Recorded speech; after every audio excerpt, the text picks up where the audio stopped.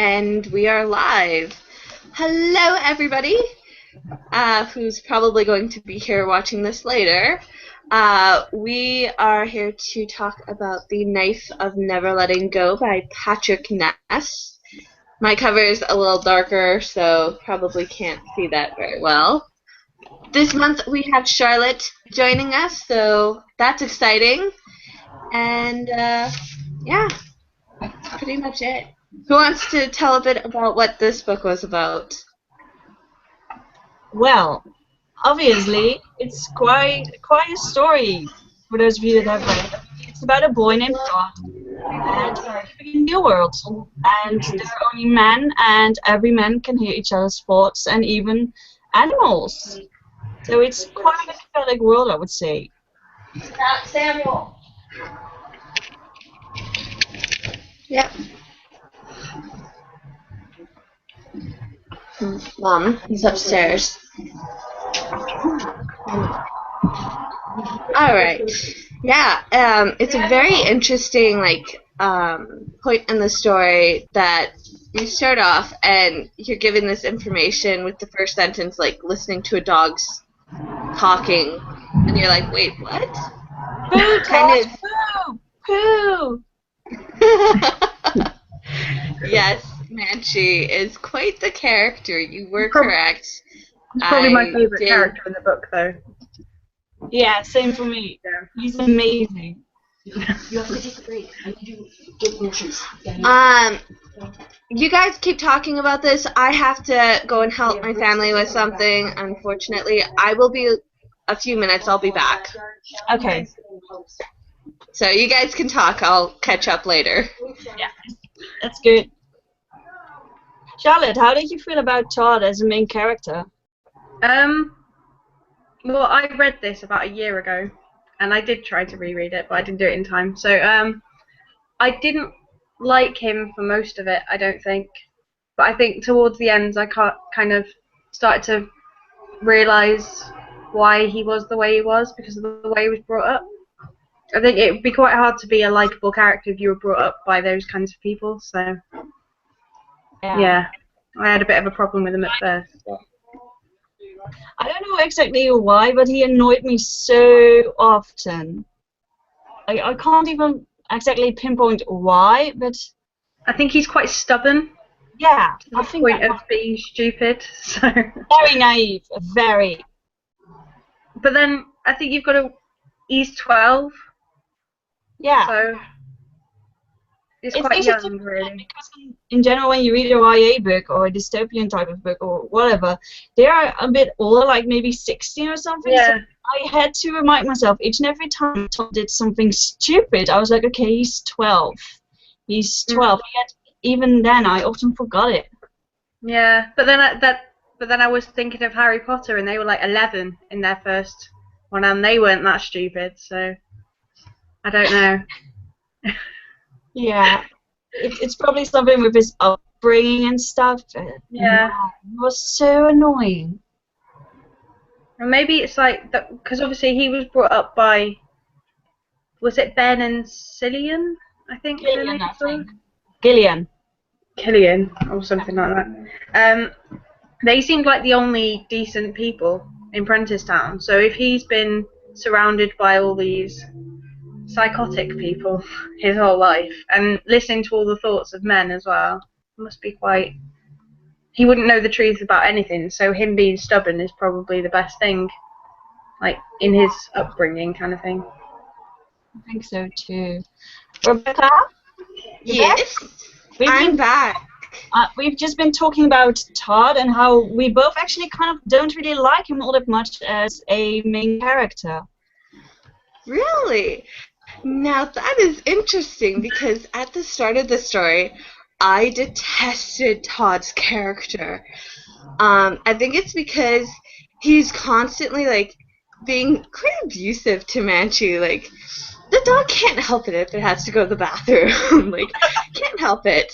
And it's interesting because the further the story progressed, the more I actually started to like his character a bit more, because he starts to change and develop, and actually by the end he's grown quite a bit, which is really interesting. I wasn't expecting that. So I started to like Todd's character closer to the end. I would say that at the Which end I I felt more neutral about him. I still didn't like him, but I didn't hate him as much as in the beginning. But I think it's different for me because I've already read the sequels. So I know. So because I read this whole series last year, like one after the other. So I know how it turns. So to me, yeah, I still don't like Todd at the end of this one. Is he going to? I can see how he's changed quite a lot. So. Is he going to be better in the second book? I went through like a bit of a roller coaster with him. Like I started liking him, and then I hated him, and then yeah, it changes a lot with him. Oh wow! He goes through stages of being a decent person, and then he just makes stupid decisions. That's well, you kind of have to remember, like, he is really young. Like, I kind of thought it was weird having, like, the 13 months thing going on, but you think he's pretty much 14 years old in the story, and if anybody's been around 14-year-old boys before, they're not always the same. So it does make sense that at times you're not going to like his character as much as you probably would.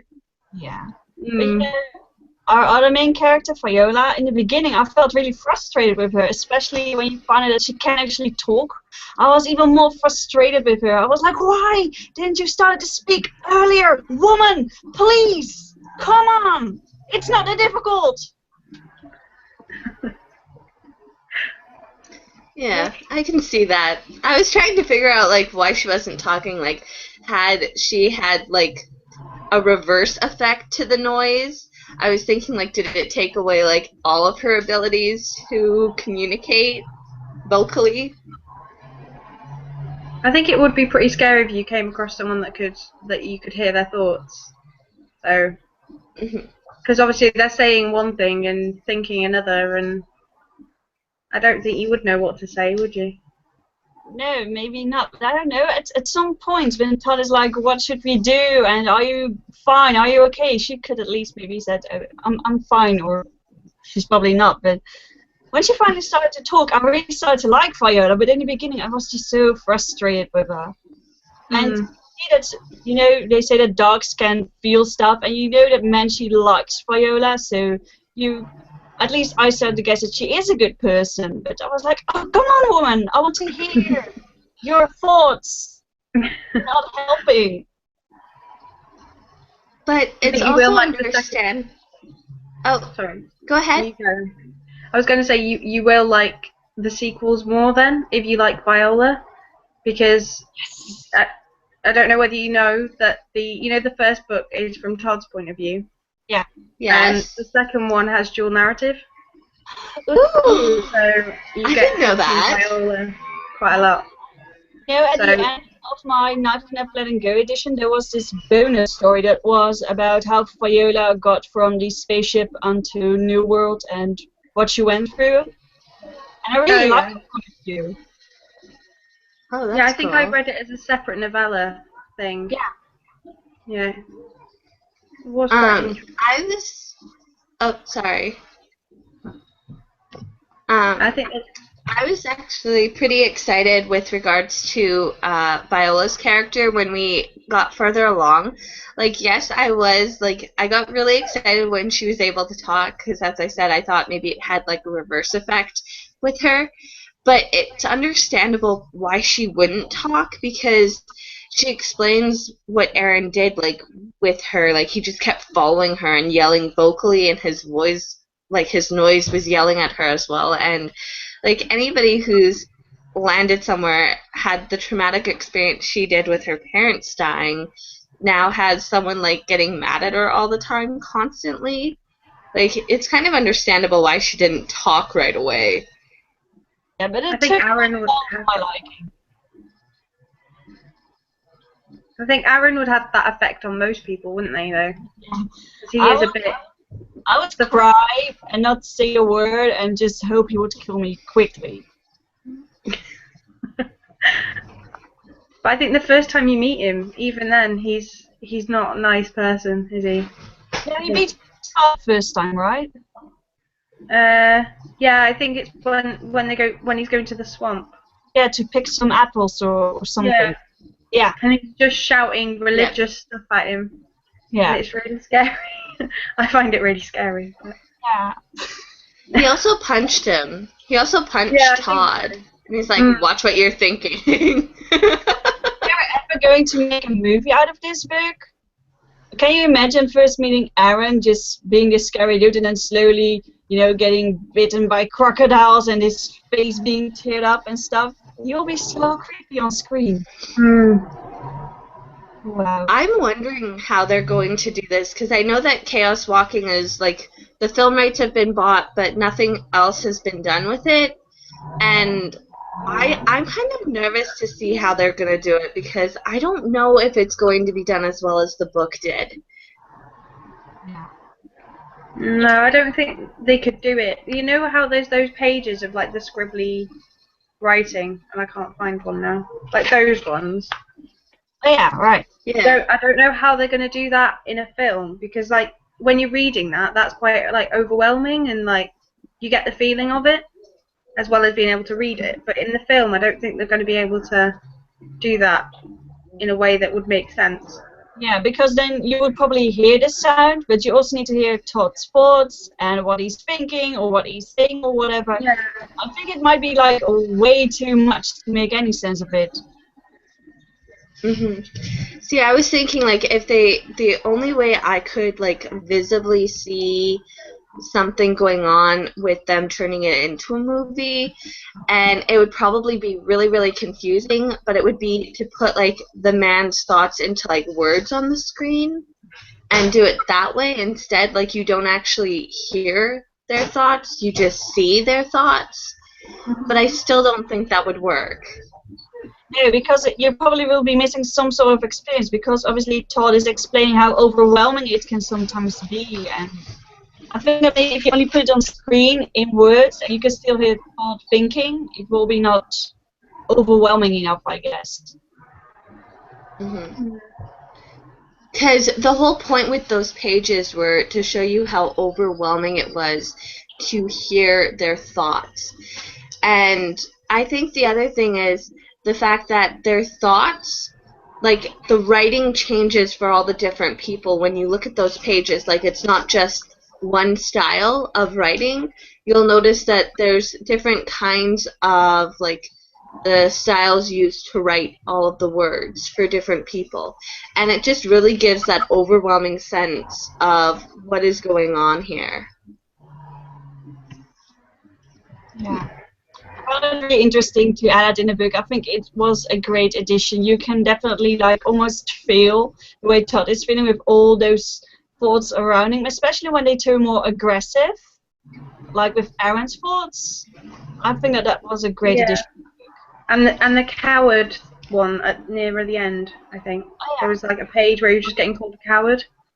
And that was quite, like, powerful in the book, I think, like, having it all written there, and especially with what you said with all the different fonts and styles and stuff, like, you see how many people are actually thinking that way. It's not just one person, it's everyone. By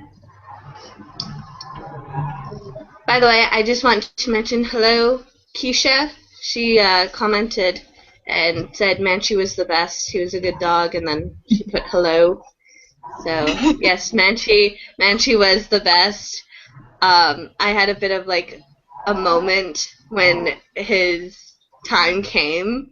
I, like, put the book down, and I'm walking around the house going, no, why, no, this, and I'm, like, trying to hug my dogs, because I've got 2 dogs, and both of them, like, it was really, really warm out, so the house was warm, and they didn't want anyone near them. And I'm like, Mom, you have no idea. And I'm trying to explain, and she's like, why would that man do that? And I'm like, he was a really bad man. And she's like, why? What did the dog do to him? And I'm like, I don't know. Maybe he said he had to go to the bathroom. And then she's like, that's horrible. Don't tell me anymore. And I'm like, I'm going to go and vacuum. So I went and, like, vacuumed the floors. And then, like, an hour later went back to the book. And I'm, like, reading Todd going through, like, the postpartum, like, depression of what took place. And I'm like, I feel you, Todd. I had kind of the same experience when I got to the point. You can kind of feel it coming. I was like, no, this is probably not going to happen, right? They are going to solve this. This can't be happening. No. And then it happened. I was like, he did it. He actually did this to mention. I was so frustrated. I put the book down and didn't read anything for the rest of the day, actually, because I was so angry at Patrick Ness for doing this to me. I think it makes more sense though, like in that kind of world where, like, obviously murder is quite normal by the sound of things, like when you work out why they want Todd anyway. Yeah. Like, to murder the dog is probably worse than murdering a human in that world. Yeah, I think so. Because there wasn't any human in the book that I cared about as much as I cared about Manchi at that point. Yeah. And that one thing that's Manchi reminded me. Have you seen Up, the Pixar film?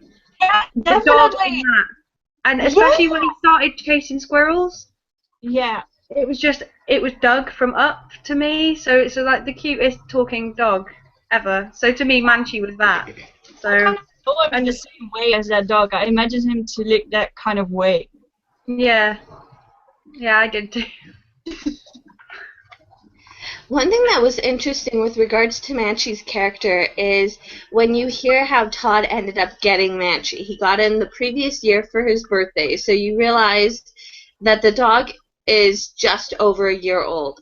And, like, this is hard for me because Shadow, my brother's puppy, turns 1 on June 2nd. So, like, I had, like, this huge connection with Manchi there when I was thinking, you know, my pup here is, like, around the same age. But it's never fully, like, you don't find out all this information later on, because I was wondering if there was something in there with regards to Mayor Prentice forcing, what's his name? What's his name? I can't remember. It's not Killian. Ben. Ben, that's his name. Forcing Ben to get the dog and, like, give it to give it to Todd for his birthday. So I was kind of thinking, like, is there something more here with this? Like, was Manchi supposed to be a spy or something? Like, I was wondering if something was supposed to go on. I think that Ben just got Todd. I think Manchi would be a second spy, but I think Ben got Manchi for Todd is just because he probably saw it coming that Todd would have to leave at some point, and he didn't want him to be alone. So the best thing he could give, because all the other boys are already men, is probably to get him a dog. Somebody you could talk to. I suppose it might have been to, like, keep him, like, his human side as well, because obviously all the other men, when they turn men, they don't really have anyone to talk to, or they don't need that friend, whereas he's on his own, and if he got attached to Manchi, he might not want to be a man, so maybe it was Ben's way of keeping him not killing, I suppose. Yeah. I view it that way. Because he hasn't got anyone else to be friends with, so yeah, that's how I thought of it. One thing. Read a book. When they actually traveled, Manchi has so many things that he helps Todd with just sensing stuff and picking other stuff up. He has been a great addition. Even if Ben didn't see all this happening, he might have seen that coming, but Manchi has been a great addition to this whole journey, I think.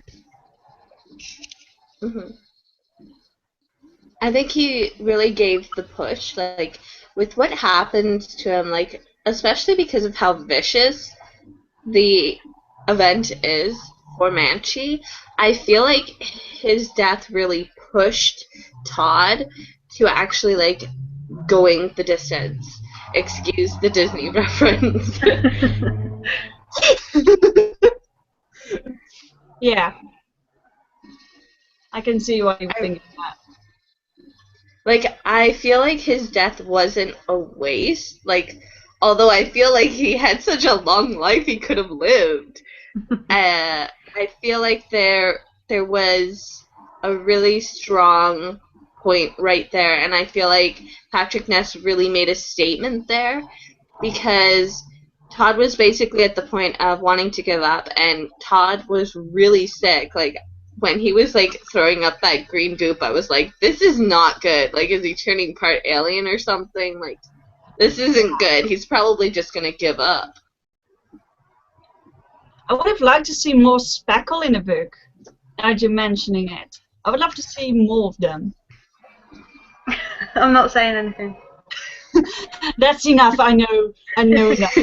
But I really would like to see more of them, because you get like, little moments when Todd kind of goes crazy for a while. And I find it so interesting, but I want to know more of the speckle. I want more, but I love the effect that it had, his whole fight, not only physically, but in the end, I mean, not only mentally, but also physically, because of some things that happened to him.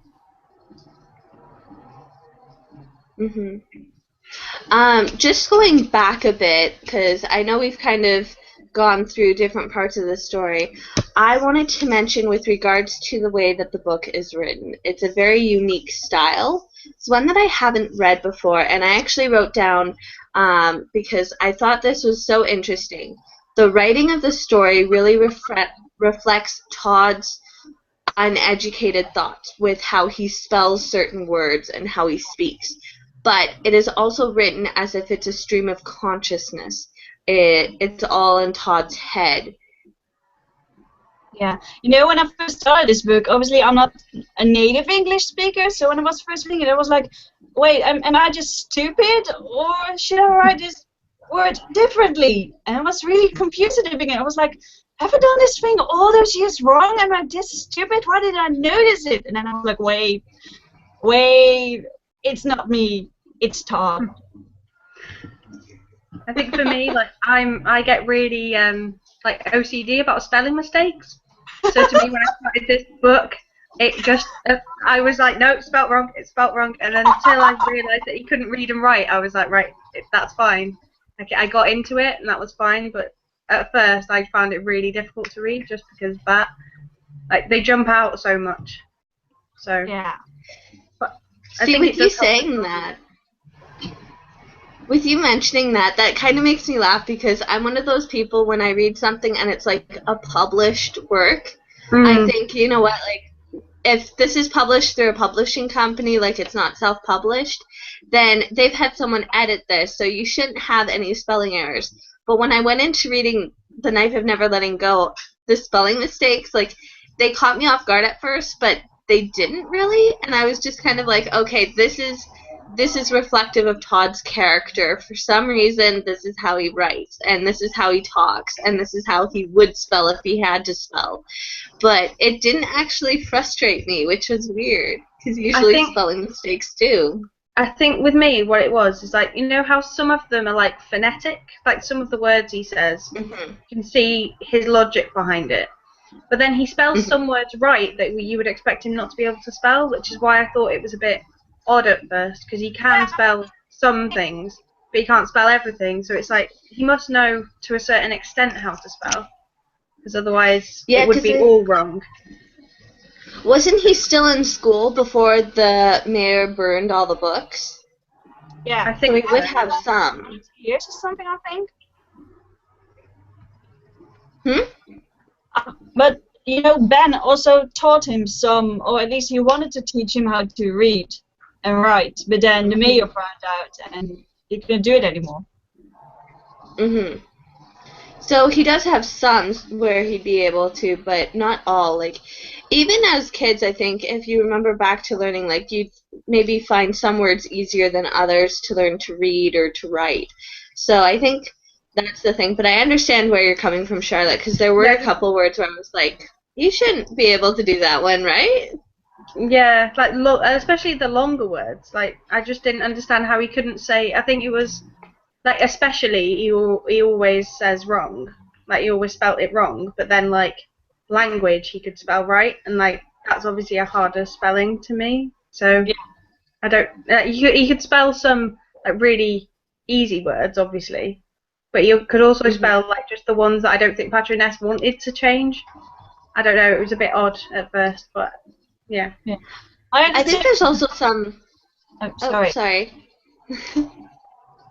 Well, when I was like learning English, language was one of the words that I am always writing wrong, always. So I was like, okay, you can actually like not pronounce all these words, but language, one of the words that I have the most difficulty with, you can just do that. And I was so frustrated with that. I felt like, damn.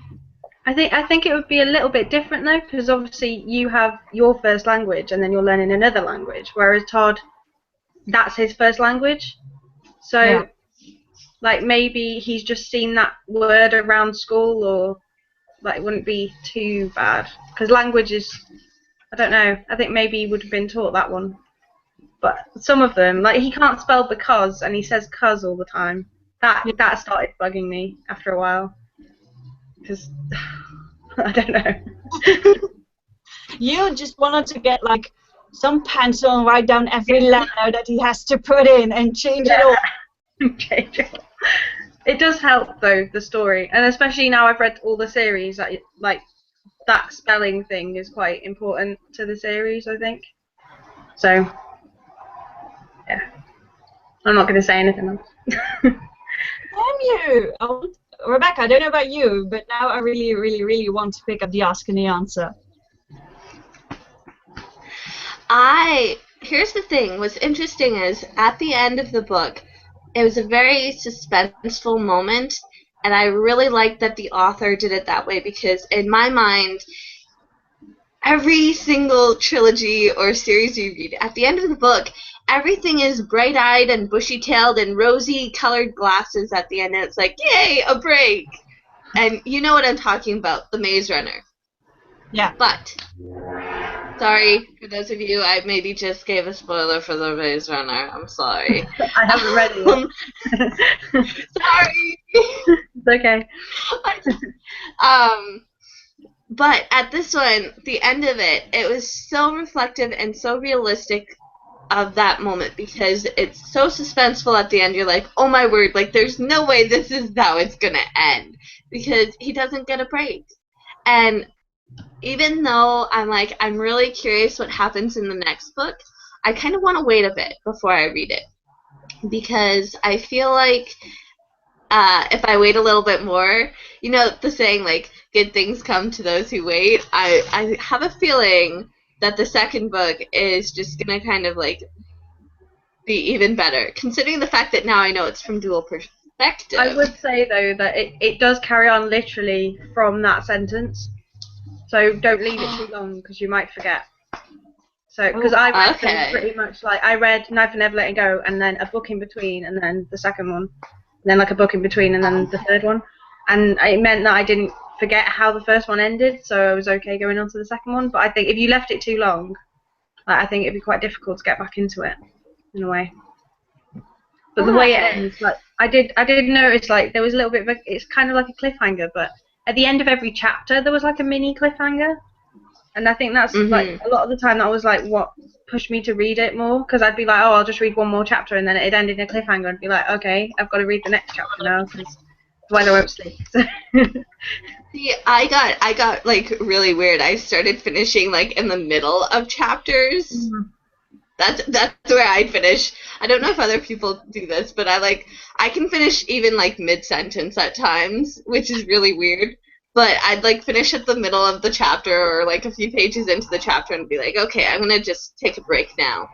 I put this book down whenever there was like a quiet, more easy moment, because indeed, Charlotte, almost every chapter is like a little cliffhanger, and I was like, okay, now Todd is going to sleep, I'm going to sleep too. Goodbye. I'll see you tomorrow. Please give me some peace now. Back to talking about the writing style and with the uneducated writing, Keisha mentioned that she really enjoyed the writing style, and she's read other books where the main character wasn't that educated and the author wrote it that way, and she was glad that Patrick Ness didn't go too far with it. he did it enough where I got a sense of Todd's character, but enough to be annoying to me as a reader, is how she put it. So I think I understand that. Like, at times it did kind of like go a little overboard for me, and then at other times I was just really intrigued with how he wrote certain words. I actually wrote one down. I forget where I wrote it because I thought it was really interesting how it was spelled.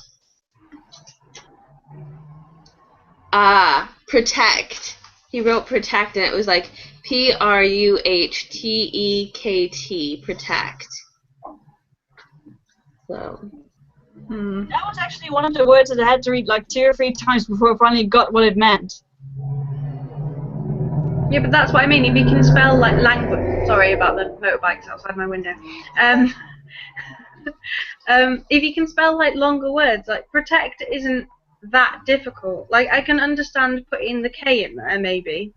Yeah. But I don't understand why you can't get the rest of the word right, because it is pretty self-explanatory. But then I can spell it, so maybe I don't see it that way. I don't know. But with the language thing as well, is obviously I read these like a year ago, and then I read Flowers for Algernon, and at the beginning of that, the guy in that is really uneducated, and he's got like mental disorders and stuff like that, and he writes in the same kind of way, but it's like every single word.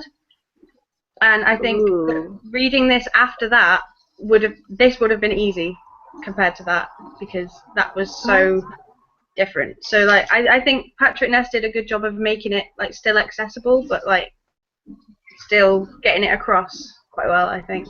Yeah, I think so too. I'm just speaking like about this as a not native English speaker, but I think that if we had like changed almost every word in this book, I would have a lot more difficulty reading it, and I would have probably to read it out loud to understand some of the words that he did spell out right. And I don't know how it is for you guys, but I don't think that I would have enjoyed the book as much if he did like all the words that way. It would have been way too tiring for me to read it. Yeah, I think sorry. Oh, go ahead. I think like when you read, especially like reading in your head, you have to have like this natural flow. And I think that that's where like the misspelt words kind of slowed me down reading quite a lot, because I read quite fast normally, but then I'd get to a word and it'd be like I don't understand, like my brain just doesn't register that word as what it actually is because it's spelt wrong so badly. So yeah, it did slow me down quite a lot, but then I think once you get used to it, you do get used to the spelling. And some of the words he spelled it wrong each and every time, so at some point you get used to it, like, okay, that's the same word again, I know what it is, let's move on. See, that's one thing that I really like, the fact that the author kept certain words that he was misspelling. He spelled them the same way, and sometimes that is the case with certain words, like with kids, they spell the same word the same way, like the same wrong way. But there are times when kids will spell something, and personally for me when I was younger, I was a horrible speller. I could spell one word like a dozen different ways, and I thought that it was correct each way. So I was really intrigued by the fact that he kept the words that were misspelled, that were the same kind of words, like shuns. At the end was always S-H-U-N-S. He always kept those the same, and it was nice to see that there was at least like a flow to how he was writing. It wasn't just all mumble jumble. Yeah, but I think that will be even more interesting in the second book, because you will have Viola, and in the first book she's correcting Todd each and every time. No, it's supposed to be like this and this and this. So it will be maybe even bigger contrast when you read book 2, because you have Todd with his wrong spelling, and you have Viola with her always correct, exactly the way it must be. I think it will be interesting.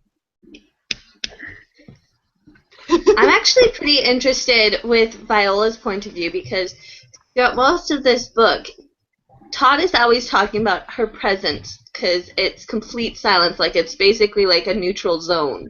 Yeah. And you really get that throughout the entire story. Whenever he mentions Viola, you're like, oh yeah, Viola's there. or you will hear him talking about looking at Viola, and all you have is his describing her or writing about like what she says and things like that. And it really makes you realize how silent she actually is as a character because he can't hear her noise. But I think that's what. Yeah. Sorry. Sorry. I think that's what made me connect to Viola so much, though, because like she's us in that situation. Like we can't hear each other's thoughts, so it's quite interesting that even though you're in Todd's head in the book, that you kind of connect to Viola more, even though he doesn't. Because I felt like that anyway, because like she's just normal to us, but to him she's really strange. So I don't know. That was a bit weird. Yeah. But it's good. Yeah. I'm really curious though, you know, I really want to know more about what has happened and what those whole Prentice Town men were thinking when they decided to get rid of all the women. I really liked how he told all of it, you know? Mhm. I kind of at times got frustrated though because they kept mentioning certain things, like they'd be shown it in the noise, but Yeah. you're never actually told it until closer to the end. And I think that's why when it finally is revealed, like you're just as shocked as Viola is as a character, because they explain basically they started off with the Spackle, saying that the Spackle were evil and they had to get rid of them. And then you have them say later on that with women, like what you can't hear is evil. So they decided to get rid of all of them, and it's kind of like, well, what if the women said listening to your noise was evil? I think it must have been so scary because you get like a little bit of the point of view of Todd's mom, but imagine living in a town where you can hear men thinking, maybe we should kill all the women, maybe we should, and I really don't understand why she didn't run away. I would like, the moment that I heard the first thought about killing all the women, I would be running away like crazy, through the swamp, go away, forget it, not staying. But I think that they've just landed on this planet, and it's all new to them anyway. So running away might not really be an option Yeah, but because they don't know what's there really. Yeah, but wouldn't you think that they'd defend themselves? you would expect them to. Yeah, but I think I'm with sorry, the men but if being able somebody to, came out... sorry. Oh, sorry. I think with all the men being able to hear each other's thoughts, killing all the women would have been more of a surprise, wouldn't it? Wouldn't it? I don't know. I suppose the women can hear their thoughts still anyway. Yeah, maybe it's about all the noise of all the men. They don't might just pick up like one thought about killing all the women, but you know, you get from the diary of Todd's mom that they are suspecting that something is going on, something isn't right. I don't know. Maybe I'm just not very trustworthy of other people. I don't know, but I would have been running away. See, like for me, if somebody came at me with an axe, I'd scream and run the other way. It's just my natural instinct. I want to live. But yeah, I don't know. I was just thinking, like, it's very curious how that happened. But also, like, you're also experiencing the world the same way as the women. Like, this is their first time being there. They're only there within, like, a number of months to about a year before they're actually all killed off. But the thing is, like, it's the same as when we're introduced to the world. Like, we're listening to Todd's thoughts, and then we're getting, like, this weird thing, like, why can he communicate with his dog? Like, this is weird. And you're out in the woods, so it's really quiet, and it's very serene, and you're not seeing really any difference between, like, our world besides the fact that, like, he can't really spell, and his dog talks to him. And then you get into the town, and it's like, what is all this noise? I think that's done really well, though. I think that's sorry. Sorry. I think it's quite good. Like Patrick Ness wrote it really well. I think it could have been done really badly, but I think Patrick Ness did it in a way that, like, the effects were right. I think, like with all the noise and stuff, he did it in the right way. I think if it was just written in normal font, it wouldn't work. I think with it being like, it almost looks like it's been like graffitied onto the pages. It looks more aggressive, I think, when it's like that. Mm-hmm. I'm a bit sad that That's all those noise things is one of the best known parts about the book, that they can hear each other's thoughts and that it's written down in this really graffiti-like way. I imagine that if you don't know that that is in the book, you would be like, wow.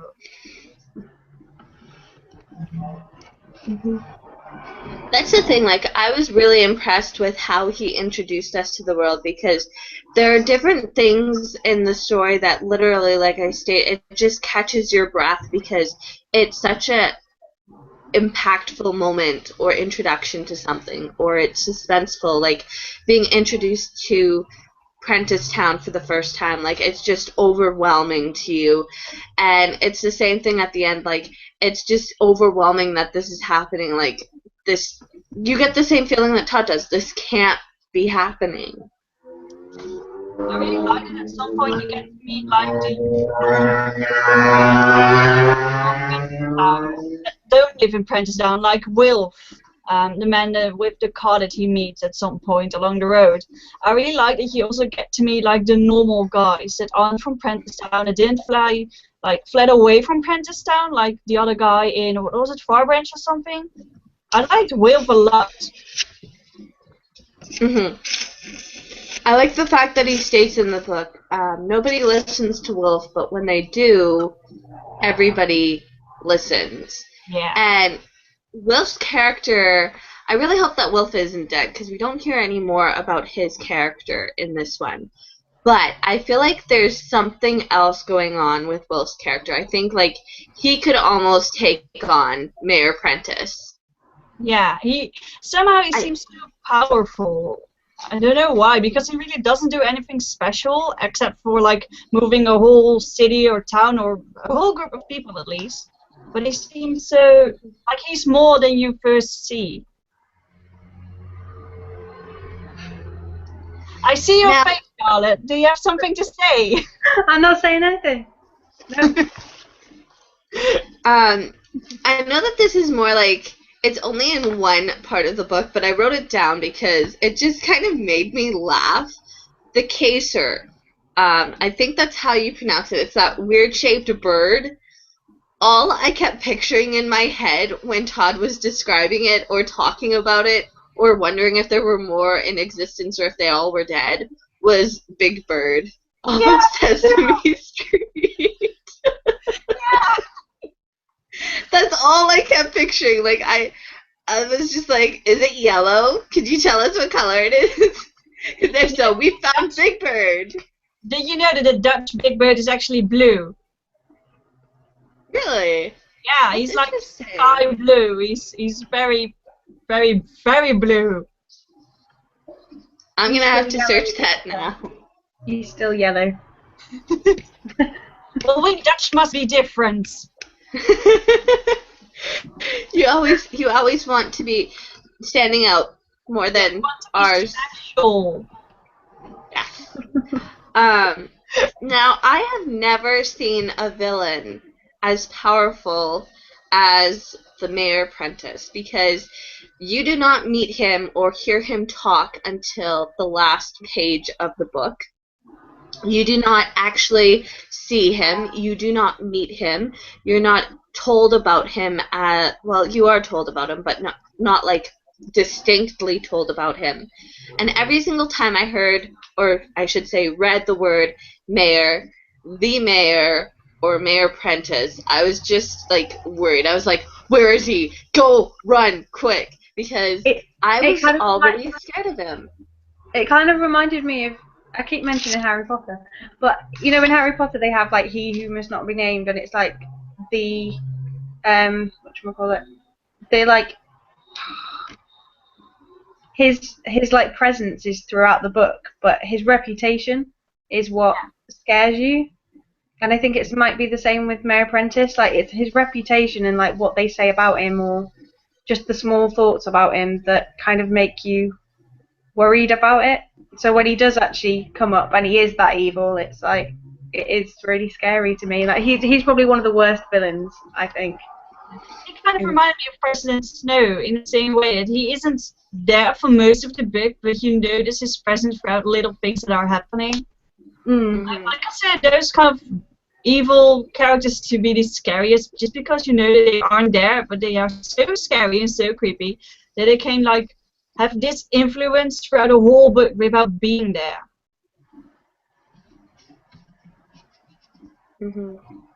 I actually, now that you've mentioned President Snow, I thought I should mention this. I'm not sure if you guys had this happen to you, but Dr. Snow in the book, Yeah. like I'm thinking about with President Snow, I'm like, no, run away, he's evil. And then I'm like, oh wait, it's Dr. Snow, never mind. I was thinking we were having a crossover here or something. Nothing that will be good in Snow in that world. Yeah, I don't think he'd survive. I don't really want to hear his thoughts. Oh dear, no. No. What did you guys think about the, like, I loved how all of the chapters had titles, but the knife was good until, hold on. Let me find it, because I think I wrote it down wrong. The knife is only as good as the one who wields it. I thought that was a brilliant chapter title. And then at the end, you find out that actually Mayor Prentice said that, and I was like, why would you do that to me? You made me hate that sentence, that quote, that chapter head, just by thinking or knowing that Mayor Prentice always says that. I was like, I can't like this. I think that this book has some of the most awesome quotes ever, especially that one. I don't remember all the other ones that I love, but there are so many great quotes in this book. It's almost never ending. Definitely. And I think they're really misleading sometimes though, because sometimes they give you kind of a hint of what's going to happen, but you take it in one way because you know what's already happened, and then it twists it, and it's actually something like you said that Mayor Prentice said or Aaron says or something, and you don't realise the context of it until you read it. And as you start as you start the chapter, you take it in a completely different way. So I think, yeah, it makes you read it expecting one thing, and then it comes up with something completely different. Yeah, there are plot twists throughout this whole book going on. But in a way, it's also a good thing because Patrick Ness has this way of like changing things up for you. Like, in a way, I went into this thinking like, it's not that I was thinking something completely different, but I was going into it with like fresh eyes because this is my second Patrick Ness novel, and now that I've read 2 novels by him, I can say like he always has plot twists in his stories because I've read A Monster Calls by him. And there's just, like, he does different things. Like, he doesn't go with, like, what you would expect would be linear. He put some bumps in that linear road, and I think it's really interesting that he can still make it very unique for his viewer. I think I've read A Monster Calls as well, and he seems to, like, withhold a lot of information as well. Like it seems quite linear until something pops up that you should have been told 5 chapters ago, kind of thing. So he like leaks out the information really slowly, and I think it builds it up a lot more in them, especially in this series. I haven't read it yet. If you want to. I haven't read Monster Calls. I know you've got that on your wish list. Yeah. I really want another thing I'm fucking.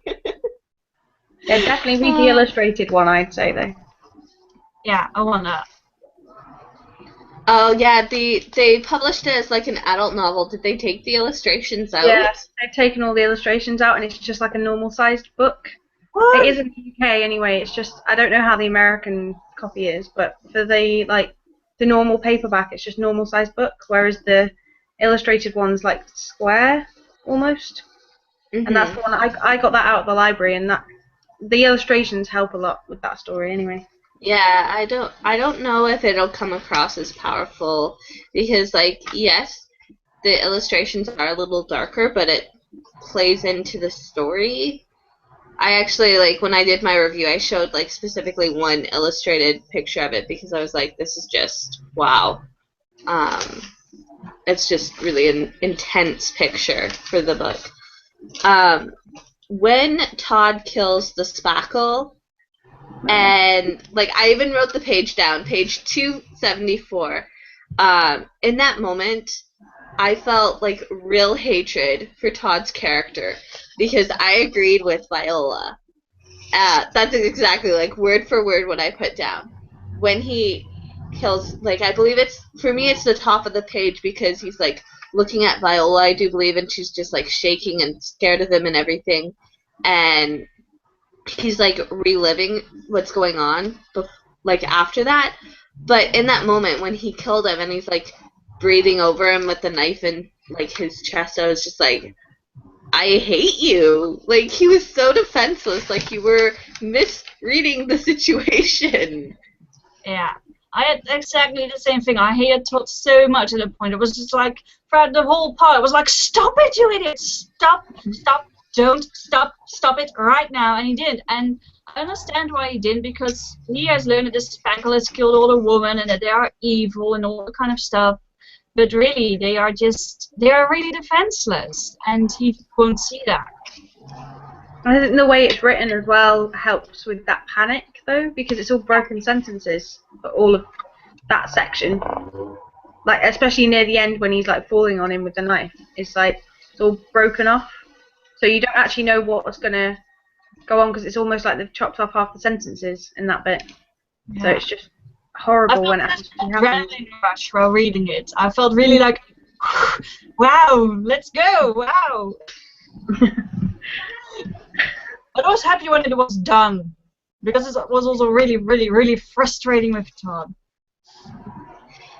With having the sentences done that way, though, with having them as broken as they are, like, it seemed more realistic, because if, like, I've never been in a knife fight, and I hope that I will never be in a knife fight, but I feel like your brain is going to be scattered. Like, if you've ever been in, like, a situation where maybe, like, I don't want to say it's just life or death, but maybe, like, a more serious thing, like maybe a car accident. Like, you're not going to remember everything.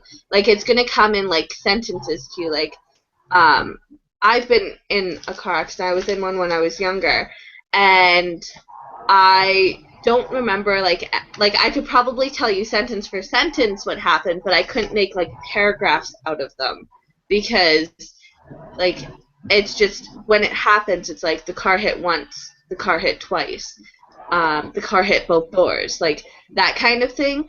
When I was younger, I wouldn't have been able to make sentences, or I would have been able to make sentences, but not paragraphs. So it's more understandable with Todd's character. Like, it's a scene where he's not fully thinking, and it's one that's not, like, it's going at such a faster pace than what a paragraph could get across. Having those sentences makes you feel the intensity and how quick the situation escalated. Yeah, it really escalated. And I do really understand why he did it, but I still hated him for it. But I liked that throughout the book he felt guilty for it all the time when he thought about it. And I think that was a good thing, though. And he does keep thinking about it. It shows that he's different from the other apprentice Downman, because even though he killed a living being, he still feels really guilty about it.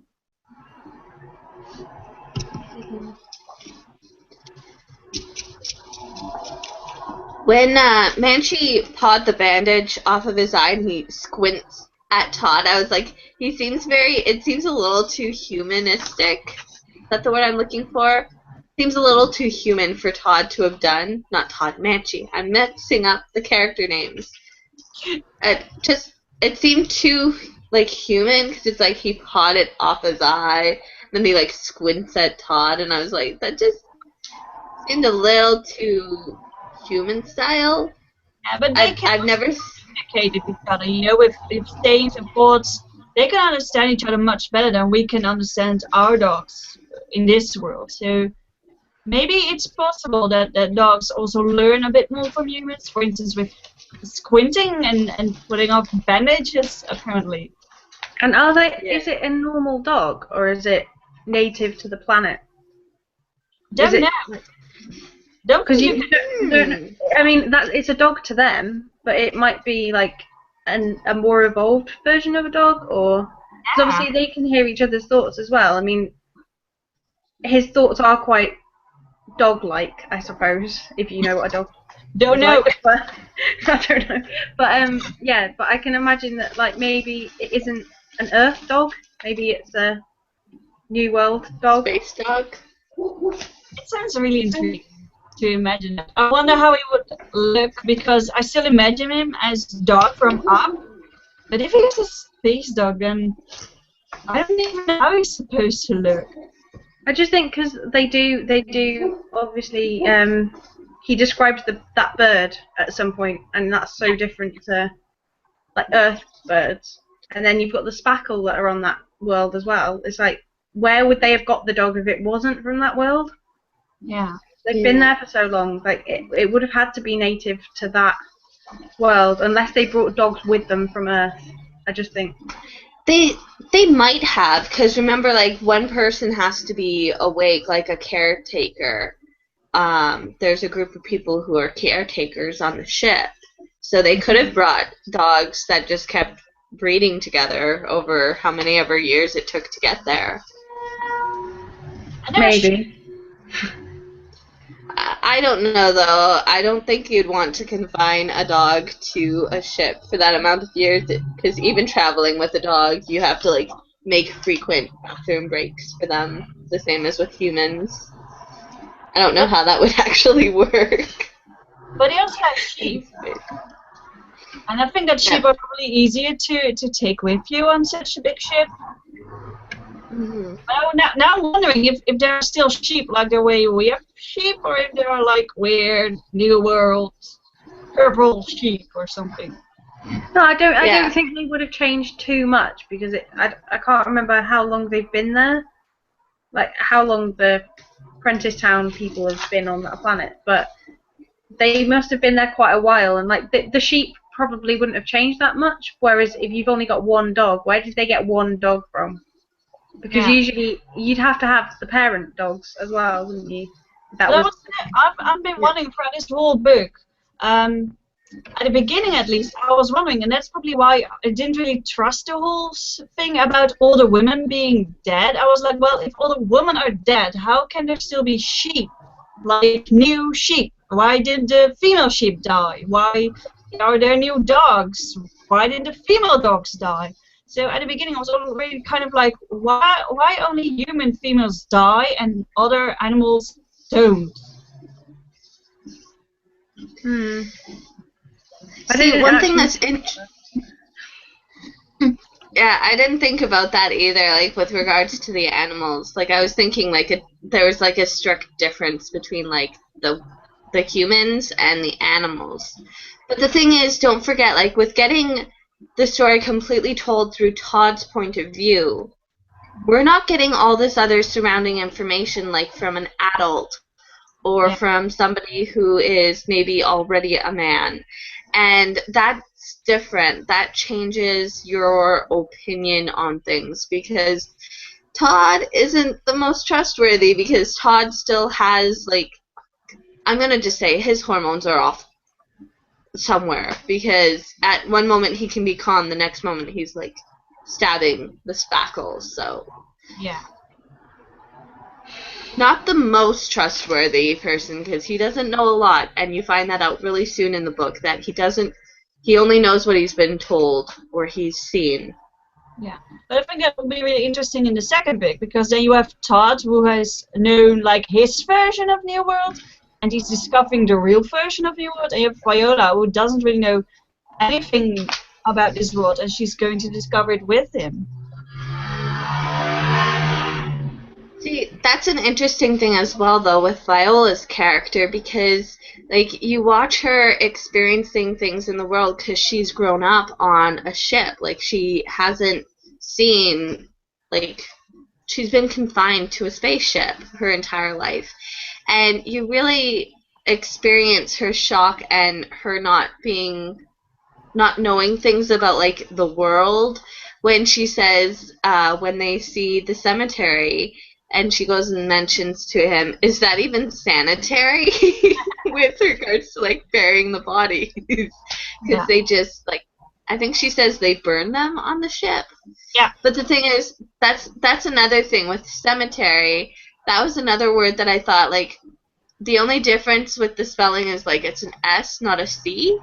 And it makes me think, like, I don't really know if he'd be able to spell that. Like, I'd kind of think he'd be able to spell that word. Maybe. But maybe not. I guess he can't because he didn't in the book. I would say, Rebecca, you should probably read the story about Viola traveling to New World before you pick up the Ask and the Answer, because you get to know what she already knows about New World, because she obviously has had some training about, and you find out what that it has been exactly. So you'll get to see what she already knows about New World, which is quite different from what Todd knows. Well, then I probably need to write Patrick Ness a letter then, because they're only available in ebook, and I don't have an e-reader. maybe you'll have to read it to me one day. I will. You could get the Kindle app on your laptop. Really? Yeah. You can download it for PC and Mac, so you can read Kindle books on your screen. Oh, cool. So I think I didn't know that. If you can get it on Amazon, I think most of the novellas are like really cheap on Amazon, so you can probably get it on there. Yeah, I didn't know that you could do that. Now, I'll have to look into it. Go read it. Okay. This is a question I have for both of you, and it's, what did you think of Wilf and Jane? Wait, Wilf and Jane, his wife. Yeah. I thought Jane was weird.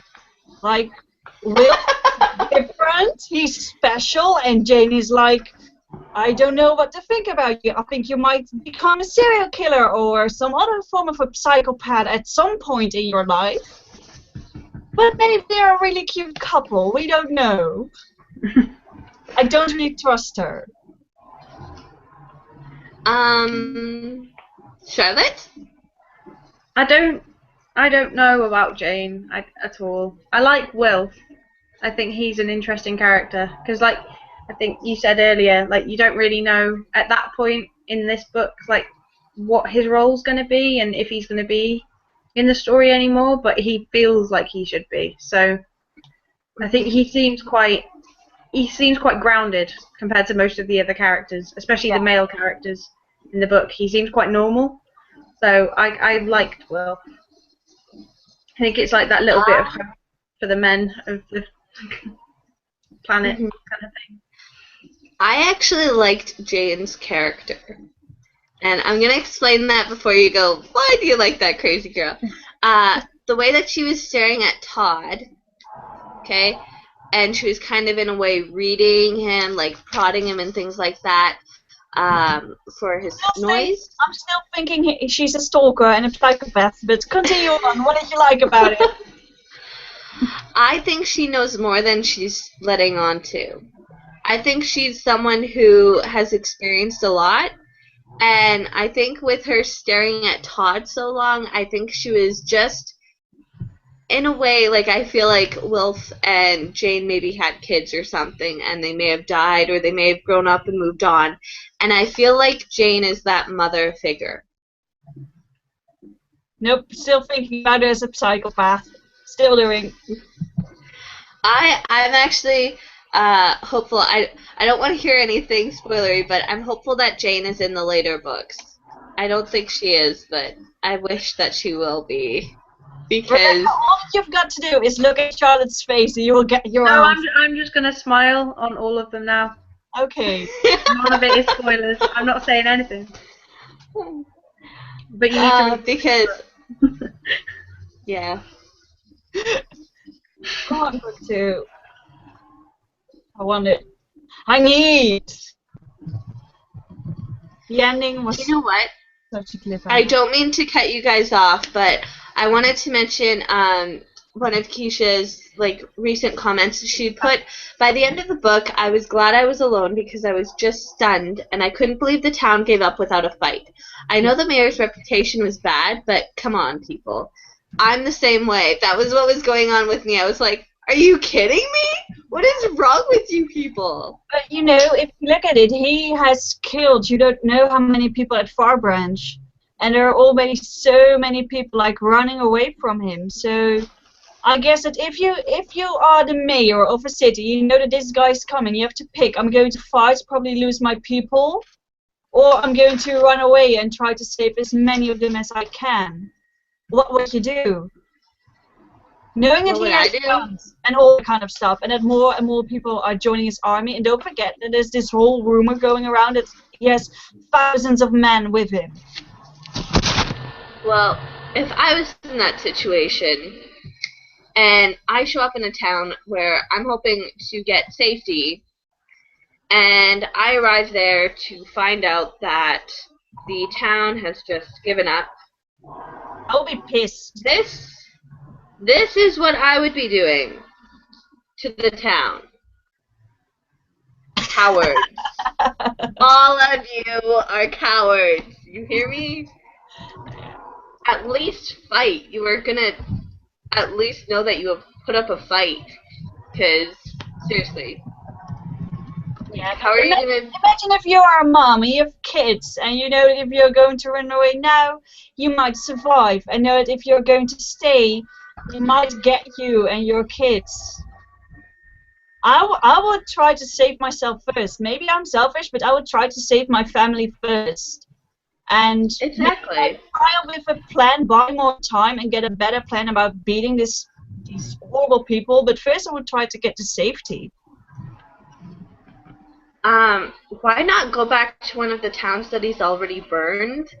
Well, you I don't really think they never do that. They never ever do that. Exactly. They're not gonna go back to somewhere they've already burned down because it's oh, no one's gonna go here. Come off it. Go somewhere they've already gone.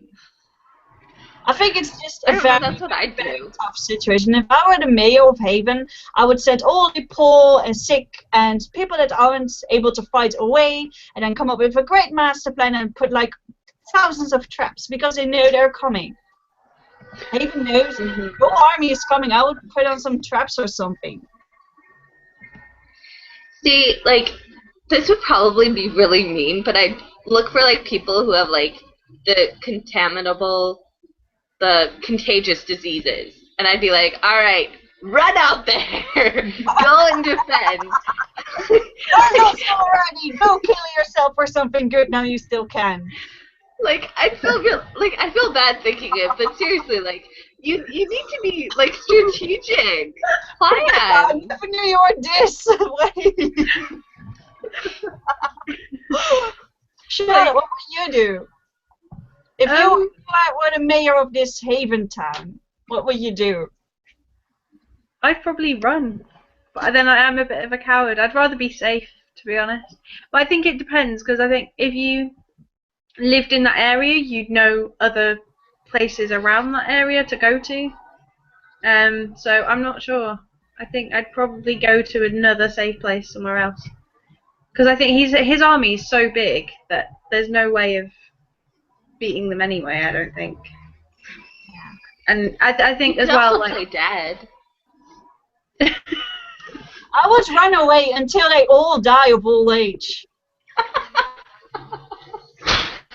Couldn't you put something in the water stream? They probably had to purify the water when they first got there. Because it's a foreign planet. You'd have to. But couldn't they put some sort of poison in there so then every time the horses would drink or the men would drink, they would just die.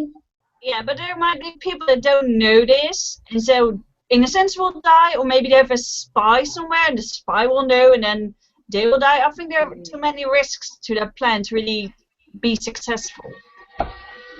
Probably. Probably how it went. After Todd's character had gotten stabbed, and he was like traveling to go and help, and he kept taking the pain pills.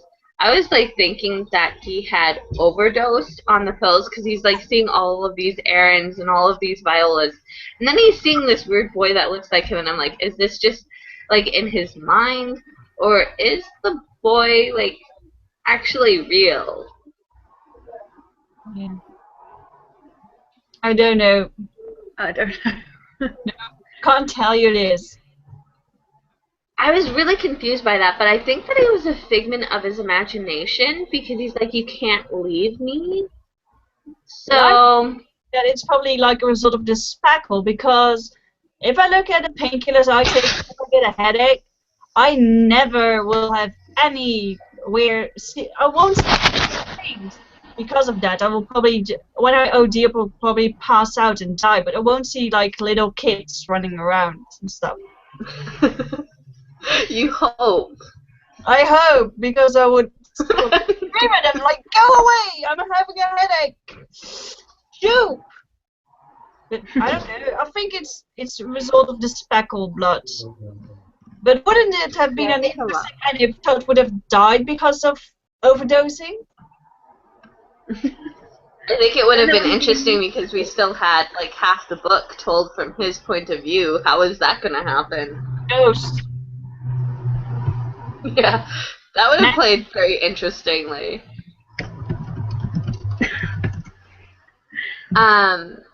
So I wrote down a question here, and it said, what did Todd's leaving the boy before he got on the boat symbolize? And looking back now, like that I've finished the book at this question, I'm thinking it symbolizes that he was leaving like his boyhood behind and he was turning into a man. What do you guys think? Well, doesn't Viola say at some point that he doesn't need the whole ritual to be a man, that because of his actions and the way he's been thinking, he's already becoming more of a man? Yeah, Ben also said that to him. Yeah. That the minute he left, he was a man. Charlotte, what do you think? I kind of just agree with you, I think. I haven't got really... I don't know. I think when he left, he kind of became a man, but didn't know it, so maybe that meant he wasn't. I think he had to know that he was becoming a man to be a man, if that makes sense. Yeah, I think so, because if you know that you're a man, you won't have any excuse, because saying, oh, I'm a boy, you can't use that excuse anymore. He knows that he has to act like a man, and maybe that will be like a good moral for him, like, I'm going to do this because I am a man and I need to do the right thing. I think it's important knowing if you're a man or a boy in this world, at least. Yeah. I think it also meant, though, for his character when he finally decided that he was a man, he was no longer a child in a way. I think he realized that in order to be a man, you have to realize you have to stand up for what you believe in. And you have to stand up because you know what you're doing is right and what someone else is doing is wrong. And I think that's why he could finally do it. That's okay. I think it's also important that he did it, because in that way he lets go of something of Prentice Town. In this town you're only a man if you do this whole ritual. So him saying, I am a man without this whole ritual is also a thing about leaving Prentice Town go, being a boy from Prentice Town. He's now just a man of New World instead of this boy from Prentice Town. Mm-hmm. When he finally made the decision, like, I think that's where you really see that his character is no longer from the town. He's from somewhere else. Yeah. I think that the whole point of him like counting down until his birthday, until becoming a man, is such an important thing throughout the book. You know, he's so busy with it, and without noticing it, he's actually already a man. And he doesn't realize it until so far in. Mm-hmm. But I think that's another reason I like Viola so much, though, because I think it's her that kind of makes him become a man in a normal way rather than a Apprentice Town way. Yeah. I think she kind of makes him a bit more human. Definitely, especially after what happens with Manchi. I think that Viola is maybe the one thing that keeps him together and be a good person, maybe. Yeah. I think it's also interesting because this is the first time where both of them have basically had someone around their age. Like, I know Viola had some kids around her age on the ship, on the spaceship. But this is the first time that Todd, in quite a number of months, has had someone around his age. And not only that, but this is the first time he's had a girl around his age, because he spent all his life thinking that girls all died. Yeah. It must have been so surreal. Like, imagine if you were walking around and you would see like a dinosaur or a dodo or something that is extinct. I would be like, wait, what? Did you all die some years ago? You back? What happened? Yeah. It would be so weird. Yeah, it would just kind of make you kind of take a chance and just kind of look at it and be like, this, I'm hallucinating right now. This isn't real. I'm going crazy. Literally or just figuratively with this. Yeah. What did you guys think of the shut-ups sporadically throughout the book? I kind of got annoyed with it after a while, but I understand, like, in his mind he's saying something and then it's like, no, shut up, don't think about that. But I kind of got annoyed by it after a while. It's annoying, but I guess that if you don't want to think about something, you will think about it and you'll be like, no, don't think about it, and you're thinking about it again. So I understand this reaction, because that will be my first reaction to myself. If I'm talking about something that I don't want to talk about, I will be like, shut up, Maud! Shut up! Don't say a word. So I understand it. And indeed, at some point I got like, okay, I get it, shut up. I want you to shut up now. Shut up. I think it made it realistic though, because I think if you're thinking about bad things and you're trying to shut yourself up, if you're in that situation, it would be kind of difficult. So it would have to be something you'd have to repeat a lot to make it effective. Because I think it is the kind of thing that it would just keep popping into his head, kind of thing. Just he's not got any control over that. So maybe. You read about other men, and they have been practicing with keeping stuff away from their noise, and you know that he doesn't do this. He doesn't have any practice with keeping things out of his noise. So he doesn't know how to do it. He's very much an innocent. Yeah. He's very easily read. I understand that too, because usually my expressions reveal my thoughts very well with me. It's also, though, with the shut-ups, like, it really made me think at times, like, I would start laughing when he'd say it, because I'd picture in my head, like, a comedy where somebody's, like, thinking something in their mind, and then, like, verbally they say, shut up, and people are around them and they're like, what is wrong with this person? So it kind of at times would make me laugh, because that's what I was thinking, like, is he, like, vocally saying those words, or is it all still just in his mind? Because I think it would make it more interesting and more humorous if he was saying them out loud. Yeah, that he's kind of talking to himself. Yeah. I think also sorry. I think Go ahead. it might also be like he's quite not aggressive, not in the way that all the other Apprentice Town people are, but the way he talks, especially to Manchi at the beginning, he is quite aggressive with like the people he talks to. Like he says F off all the time to Manchi and stuff like that. And like I think that the shut ups are kind of his way of fighting himself as well. Because he seems to fight against everyone for some annoying reason. Yeah. But he's quite defensive with everyone. So maybe it's just his defense to himself. Like he doesn't want to think about things, so he tells himself to shut up all the time. And yeah. You know. After Manchi died, And I started like going and reading further into the book, and you hear Todd like thinking, "Oh, that's where Manchi would be. That's his spot. Like Manchi's gonna run in here and see me again." Or I turn to where Manchi is to tell him to come with us. I just felt the need in those moments to go back and read the scenes where Manchi was again. I didn't actually like go back, but I felt the need to, and I was like, you know what, it's so sad because we can go back and read those scenes again, but Todd's actual character in the story, like, he can only continue on from that point. Like, he can't go back like the reader could. And I just like, I felt so bad in that moment. But I like how his reaction is realistic, because I've had pets and they die, and whenever I would get home or do something, I would think like, oh, this pet would now do this, or he would now be here. I loved how realistic it was. You definitely miss Manchi the way Todd does. Yeah, I think you That's expect. Sorry, you expect Manchi's Oh, no, thoughts that's to come okay. into it as well, doesn't it? Don't you? So you do kind of start missing his random thoughts, just like because to me the Manchi's bits were like what lightened it up a little bit. Yeah. Yeah. At some Made point, it I was quite just funny. waiting for a poo, Todd, poo, poo, and it wouldn't come, and I was like, oh, Manchi. But as well, like, with Manchi's character, as you said, like, it gives that more comedic feel to it. It kind of lightens up the mood. And that's one thing with this story. I really feel like it is more of, like, a realistic fiction. Even though it's, like, sci-fi and it's dystopian and futuristic, like, I really feel like this story is very realistic because you have the actual emotions. Like Todd mentions when he stabbed the spackle, like, it was different. Like, it's not like how it would be in a book. But it also confused me why he would say that to Viola later on. It's not like how it would appear in a book. I think that's the phrase he uses. And how would he know that?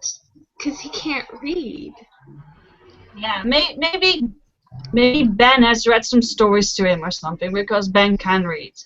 Maybe something like that. But you do feel the, like, just as much as Viola's, like, neutral silent zone is there, like, it's present throughout the story. Whenever Todd mentions her, you're like, oh yeah, Viola's there. I just haven't been hearing her thoughts. It's the same with Manchi, because you're like, It's you so catch yourself thinking, yeah, it is.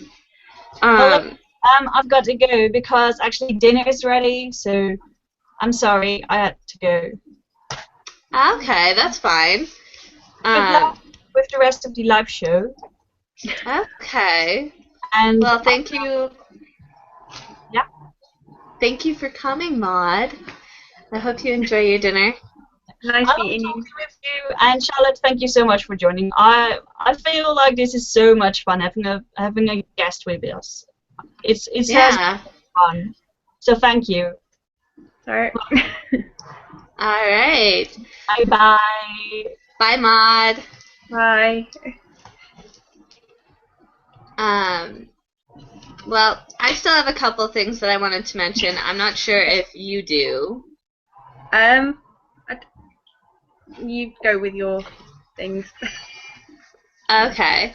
I was really surprised when Ben was alive. Like, I was sitting there thinking, oh, I hope that Ben's alive. Like, is he alive? When they're mentioning that he can hear some music.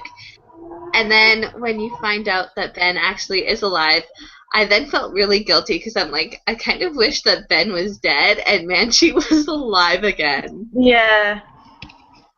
I kind of felt like that, but then I think that Ben had a positive, like, effect on Todd when you find out that he's alive. So I think, as much as I love Manchi, I think Ben being alive is probably a little bit better for Todd. Maybe not us, but yeah.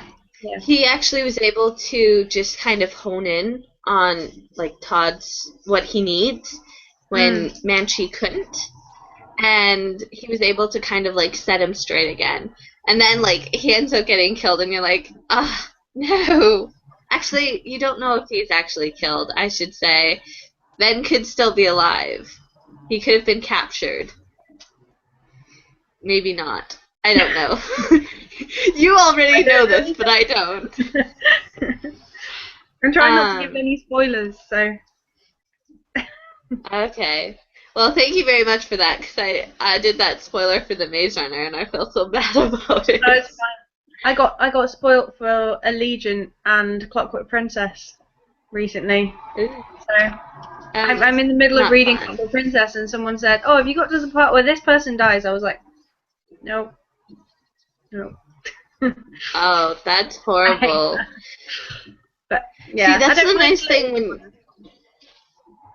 Yeah, I'm one of those people. I'm glad when I can do reviews, because then when I realize that I've said like a spoiler, I can like edit it, so then I like put it like in the spoiler section, Yeah. so I don't end up spoiling someone, because I feel so bad when I do. Yeah. How do you think Ben knew that Viola was in the woods?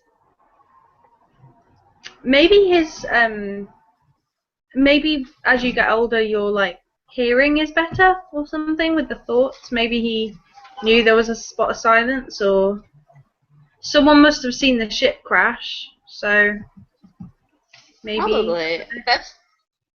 Yeah. I was Someone thinking must that. I was wondering, like, Someone must why have wouldn't seen it anyone crash, see the ship? So, yeah. I don't really know. I suppose they live quite close to the woods as well, don't they? So. Yeah. Yeah. Because it's in the swamp area, and Todd goes there a lot to get apples. Yeah. Or maybe Ben had been there before and knew she was there, but because he wanted a way of getting Todd out anyway, didn't he? So maybe if he already knew about, maybe if he found out about Viola and then just sent him in to find apples, because didn't he say at the beginning that he didn't really need to be there to get apples anyway? He'd just been sent to get apples that they didn't need. So Yep. I just kind of thought, like, looking back on it, you kind of think, well, why was he sent there in the first place if he wasn't meant to find Viola? Why would he have been sent there? So. Well, that's a good point, because when he mentions that he came across this spot, this silent area, and Manchi, like, I think Manchi's the one who mentions it, and Ben hears him mention it, then Ben and Killian start to kind of talk and start getting him prepared to leave. Yeah, like I think they always had it in their heads that they were going to make him leave before his birthday, but I think the only way they could have known that was the way he was going to go, like the only way they would have known about Viola is if they'd seen the ship crash or known that she was alive in the forest somewhere. But if Aaron's been shouting at her a lot, wouldn't it be in his noise too? I know. You find out that Aaron's the one who, like, told them about Viola, but he had it, like, Todd is the one who, like, told him or something. So I was really intrigued by that, because you realize in that moment when Aaron knows about her existence that, like, you probably, as the reader, should have clued in if he's been able to hide that fact from everyone. What else are they hiding? But I didn't clue in. I don't think you do, because you're reading it from Todd's point of view. You don't really, like, think about it. Yeah, you don't think about it because he's not thinking about it. So you don't really think, you don't think it could be possible because Todd doesn't think it's possible. But then, obviously, you find out that Todd's wrong about most things. So. Yeah, misinformed. Yeah. Throughout most of the book, like, I always called Killian, like, Cillian, and I had to keep, like, catching myself after Todd's like, no, it's like a K. So I'm like, Killian. Yeah, I thought it was Cillian as well. Yeah, I think it's because it's a C. I think it's yeah, but it's also with like the one actor Cillian Murphy. That's what was popping into my head. So I don't know. I thought Killian wasn't a very nice name for someone that was nice. For some reason, the name Killian doesn't sound like a nice name. So I just thought it sounds like it must be something that you Cillian. have for like a color. Yeah. Yeah. So I just assumed that it was Ben and Cillian, and that kind of sounded nice, rather than Killian doesn't sound very nice. Yeah. It's never actually explained in the book, but I think they're brothers. Are they? That's what I was getting. I More was about their getting more, relationship, to be honest. I wasn't sure whether it's they not were just friends explained. or. It wasn't No, 'cause- explained in the book, but I just felt like they were brothers because of like how they treated each other.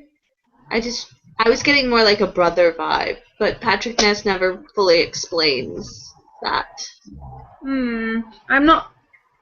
I actually want to just Google it now and see, but I don't know because I kind of thought because weren't they friends of his mum's? Yeah. That's why I was thinking, like, he mentioned that he was going to go home and convince Killian to go. So I was thinking, because she mentions that she convinced her husband to go, and her good friend Ben convinced Killian to go. So I was assuming they were brothers. But it's never actually explained at all in the book. I just tried to look it up, and apparently they were just friends. But I just think that it's an odd relationship that they have because they're both father figures to one child. It's a bit in that kind of town. You'd expect that, because all the men are kind of like one unit, aren't they? And then Ben and Cillian and Todd seem to be like a little family. They don't seem quite part of it, do they? So I don't know. I thought that they were more. I don't know, kind of like a couple, but not really. I don't know. It's never explained. It isn't explained in the book at all, but I was just getting more like the brother vibe, like they were brothers, and that's why they could pull off like a family unit. Like I saw them more as brothers. So it would have been nice if Patrick Ness would have explained that better in the book. Yeah. But I think because Todd doesn't... Would Todd know? He doesn't really mention it, does he? Not in the first book, he doesn't. He says that he sees them both as like his father figure roles. Yeah. And that's basically about it. I think that this novel could also go in like the category of like a road trip novel in like a weird way. It's a road trip novel because you basically get introduced to all the towns across the New World. Yeah. Yeah, I was thinking that when it kind of has that. All the different towns have different like cultures as well, so it's quite. It's quite an interesting version of a road trip, definitely. But yeah, I think because they're on foot though, it's not really a road trip to me. Because they're walking most of the way, I think. Probably. Yeah. If that was the case, you could say that Lord of the Rings was a road trip, and that wasn't really a road trip either, because they were just walking, weren't they? So.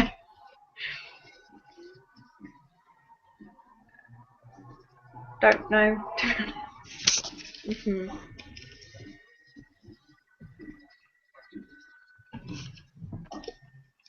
Yeah. It's interesting when they mention all like the colors in the noise.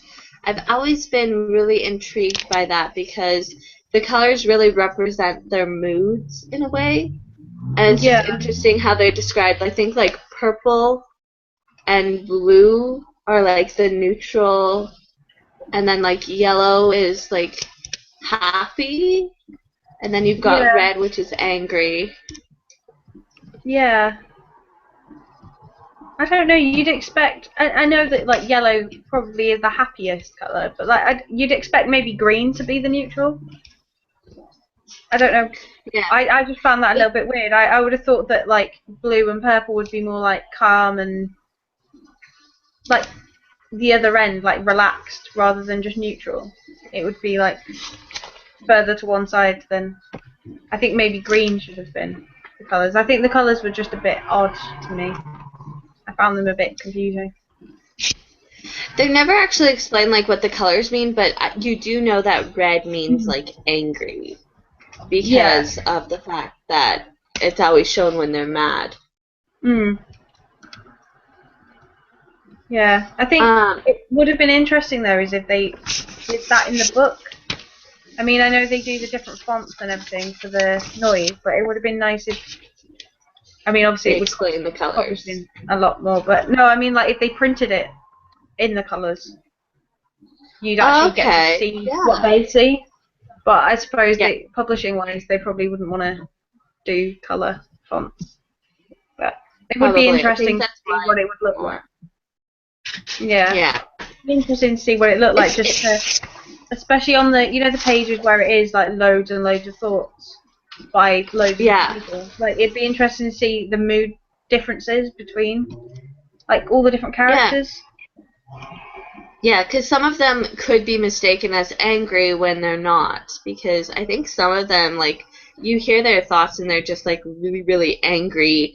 And then there's other ones that are, like, more sympathetic and more weepy and things like that. Like, I think you're right. It would be really interesting to see the colors for the words.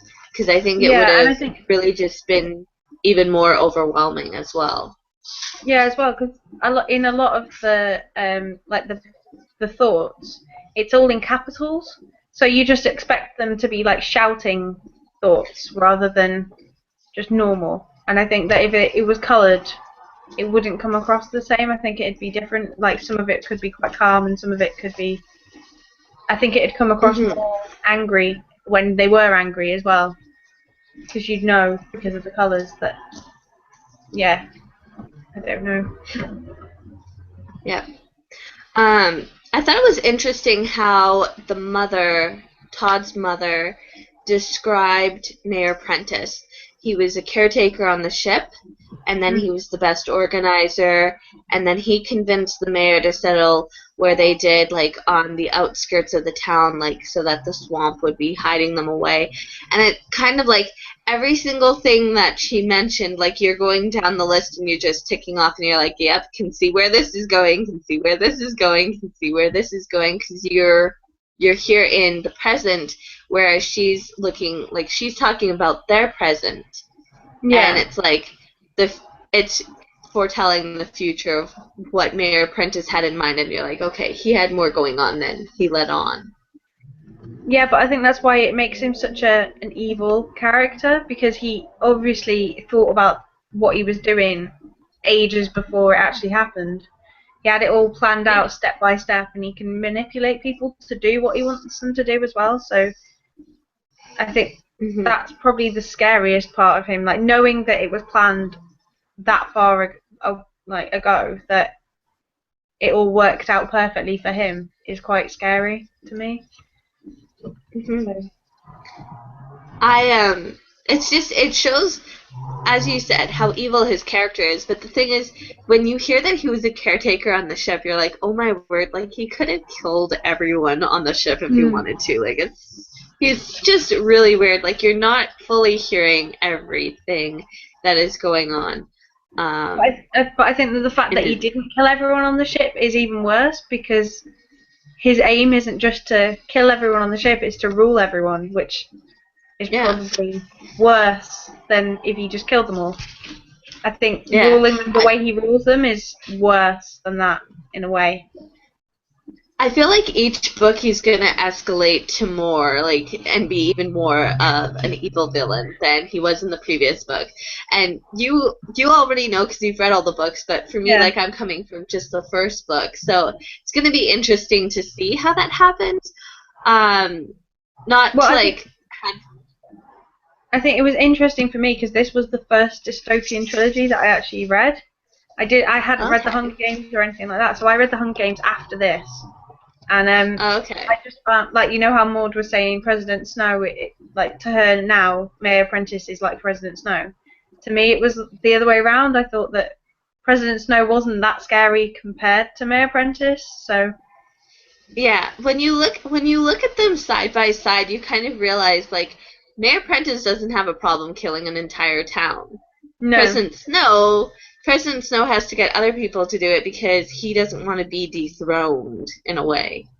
Yeah, but I think President Snow, although he plans everything, he obviously hasn't thought of everything, because otherwise most of the stuff that happens later on in that series wouldn't be able to happen, because he would have already thought about it. He would have already like put stuff in place to make sure that that couldn't happen, like in the first book with what happens at the end. Like, you wouldn't know. I can't give spoilers for the Hunger Games, but Yeah. like the end of the Hunger Games, like, you know what happens, so that Yeah. wouldn't have been able to happen if he'd thought about it, whereas I think Mayor Apprentice wouldn't let that happen.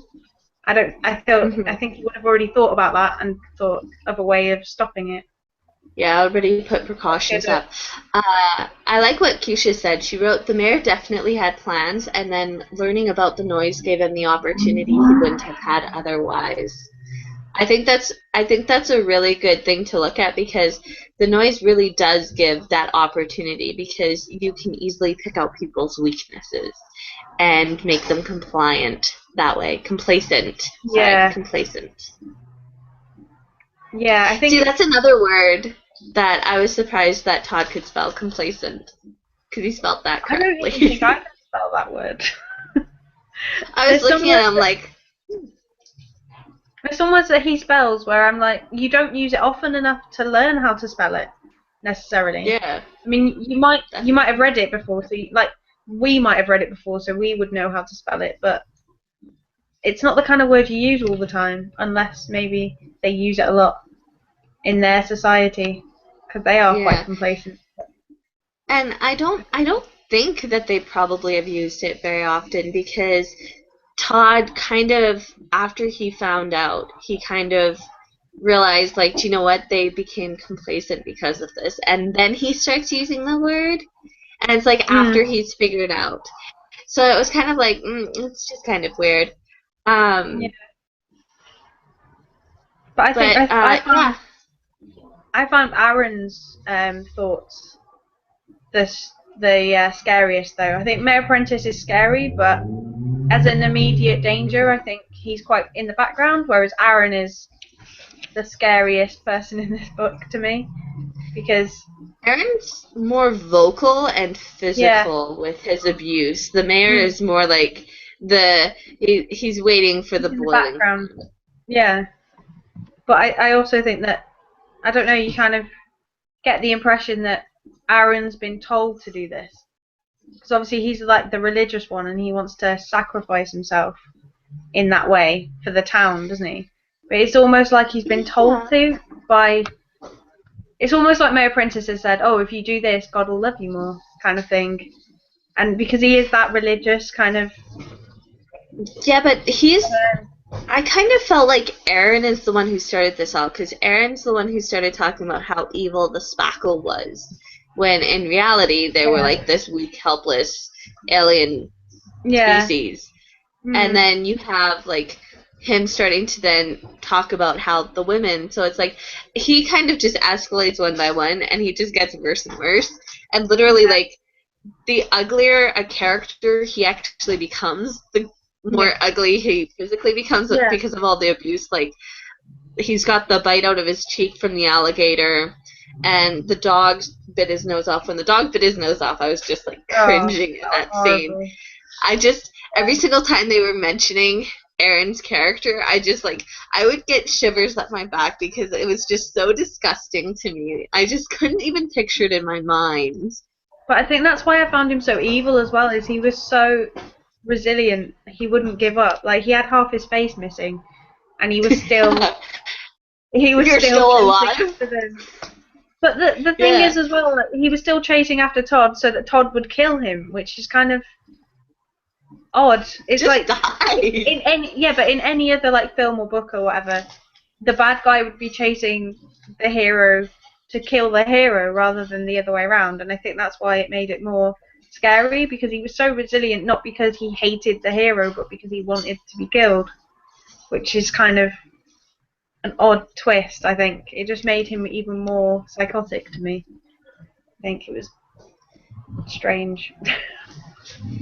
Yeah, I think in a way that's why Aaron is such a unique villain, because he doesn't want to kill the hero. He wants to turn the hero into a villain. Yeah. Which you don't really see very often. They just want to get rid of the hero.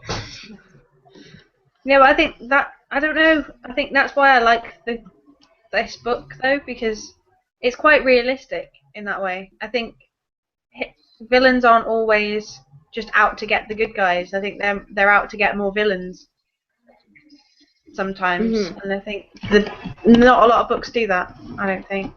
Yeah, I think that's why the mayor is such like a villainous villain, because of the fact that he isn't out to kill the good guys. He is out to gain all the villains and make his own villain academy.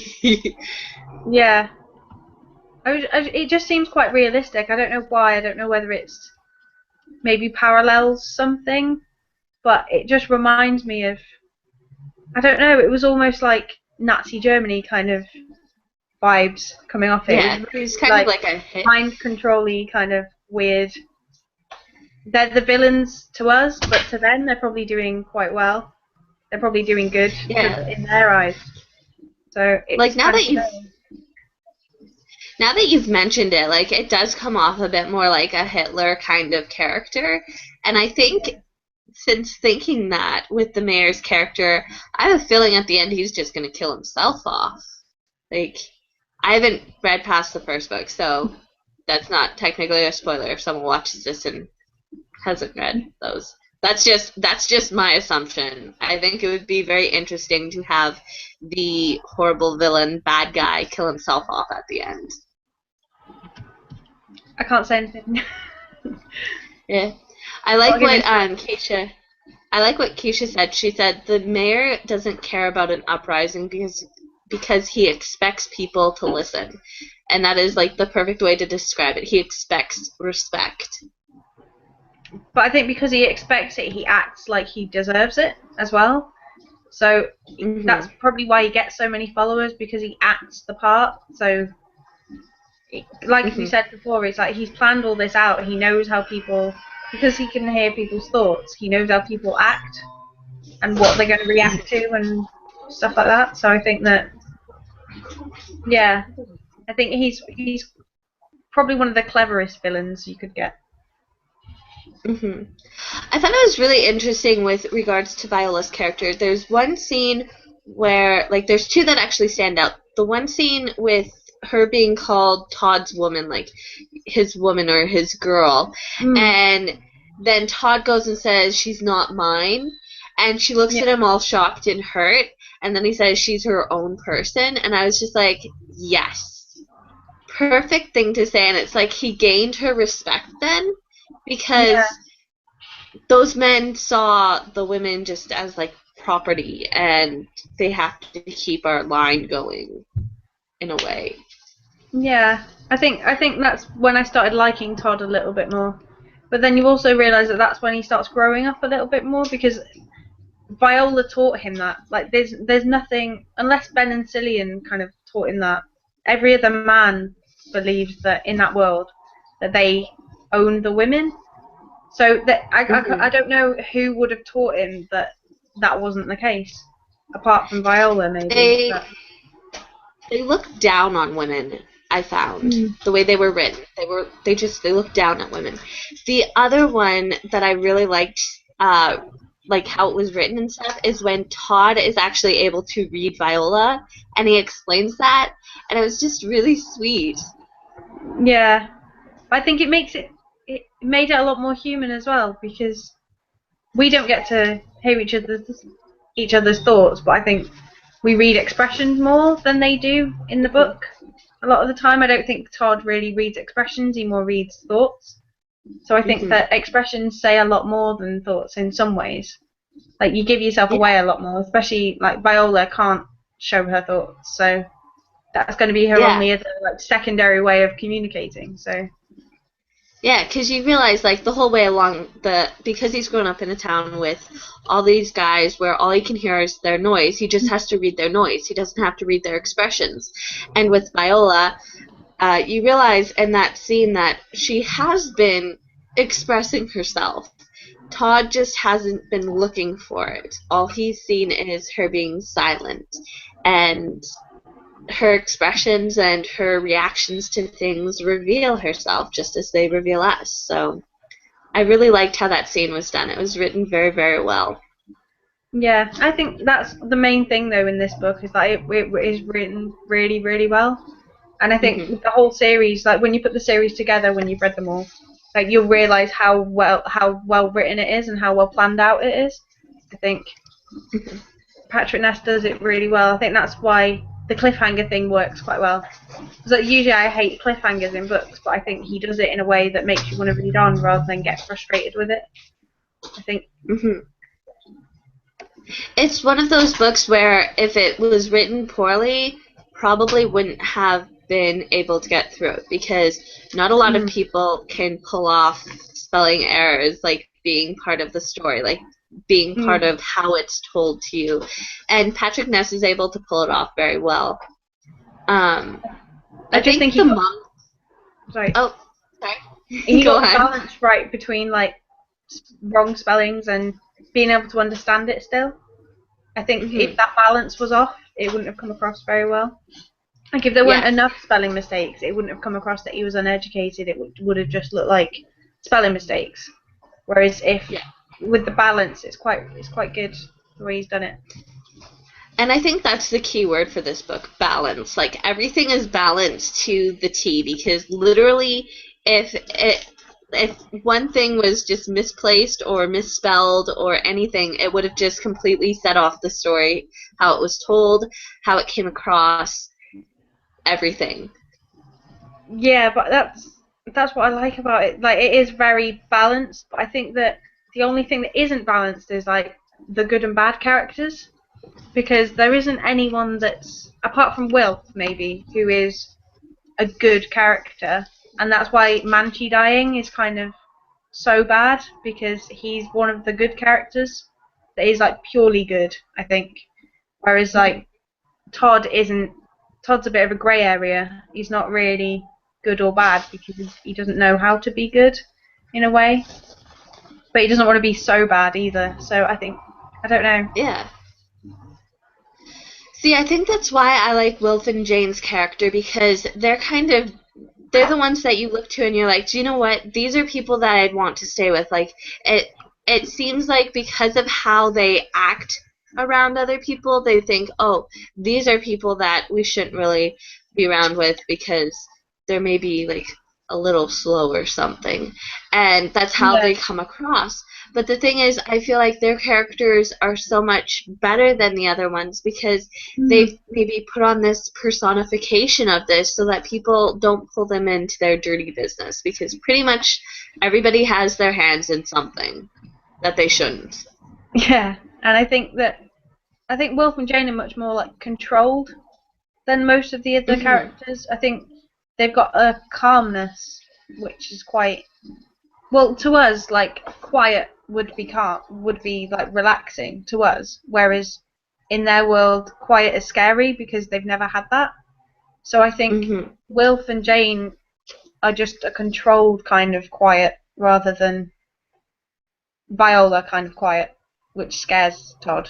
I think they act like and scares other people. Yeah. I like what the mom mentioned in her journal. Like, I hope that we get some more readings out of it later on, but probably not since he left it up on the cliff. But she put in the book, she put the definition of the attractiveness of power in what separates men from boys. And I think that's really interesting because that's exactly what it is with everybody who's joined the army. It's the attractiveness of power that's caught them into it. It has nothing to do with the actual mayor. It has to do with the attractiveness of this power that he's presenting to them. Yeah, but you also get the idea that maybe the mayor really he isn't giving them any more power. He's just making them do what he wants them to do by making them think that they're getting power, if that makes sense. Yes, that does. That's exactly the direction that I was thinking.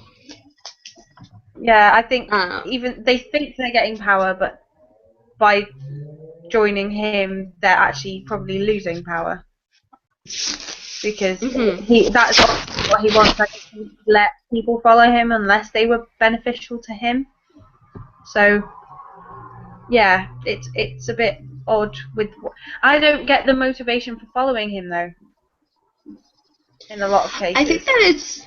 that like, I don't want to say brainwashing because that's not technically what he's doing, but I think the mayor in a way is bringing, because you can hear other people's noise, I think he's bringing what people want, but they've never been able to have, and giving that to them. Yeah. Because all of them, I feel like, have this darker side to them. And anybody who's joined his army has some sort of dark want, because seriously, it's just really messed up, that army. So I feel like they've got dark wants and needs, and the mayor is willing to provide those for them. Yeah, but that's what I mean. I don't think they're actually gaining anything. I think the mayor is just playing on them wanting something to get what he wants, rather they're not getting anything out of it, I don't think. Yeah, but they may think they're getting something. That's But the we whole know they're thing. not. Yeah. Because we're coming from someone else's point of view. We're not seeing their point of view. So I think even with movies that you watch where you see like somebody's a friend with someone else, and then they hit an age where their friendship breaks apart, and the one becomes like a mean person, and the other person is like the bullied. Like, I think it's that kind of way. Like, the group of mean people have pulled this other person in to be mean to them because of the fact that they're going to provide something that the person thinks they need or they want, even though it's not. So I think that's the direction that the author was going in with those, because I think something else is going on. Like, you've read all the books, so you probably already know this, but it would be interesting to see if maybe like drugging them or something. I don't know. I don't know what he's doing, but he's using something on them. Maybe he's hypnotizing them. I don't know. Well, I know when I first read it, yeah, I was thinking maybe he was more powerful somehow, because he came to the planet with this. Well, he kept them alive when he was a caretaker, and I'm not sure whether him gaining the noise made him go a little bit power crazy, or whether he already had this plan to rule before, and that's why he was a caretaker. So I don't know. I thought maybe he just had, because he went into it knowing that he wanted to rule, maybe he used it to his advantage, rather than the rest of them just seem a little bit flustered by the fact that everyone can hear what they're thinking, whereas he might be able to control it a little bit more. That's what I was thinking when I first read it, anyway. Yeah, I kind of do agree with Geisha. I think that he did have this plan, because especially when you hear that he was a caretaker, and then he was like a good what was the word? He was a good organizer, and then he convinced the mayor to go there. I'm wondering, did they, after they land, divvy up who goes where, and did they actually like already have like elections for who they select as mayor and things like that? And I think maybe he wasn't selected like he thought he should be, and this kind of started to spurn him on to wanting more, and just kind of wanting revenge in a way for what he felt he deserved for taking care of them. Yeah. I'm not too sure. I mean, it does, like I said about the whole Nazi Germany thing, it does kind of go in with the whole Hitler was a chancellor first. He wasn't the leader. So it's kind of like Mayor Prentice started off underneath the mayor. He wasn't the leader at that point, but he was still quite manipulative. He was still getting what he wanted to do, even though he wasn't the one where, if it all went wrong, he wouldn't be the one that was blamed for it. The mayor would have been.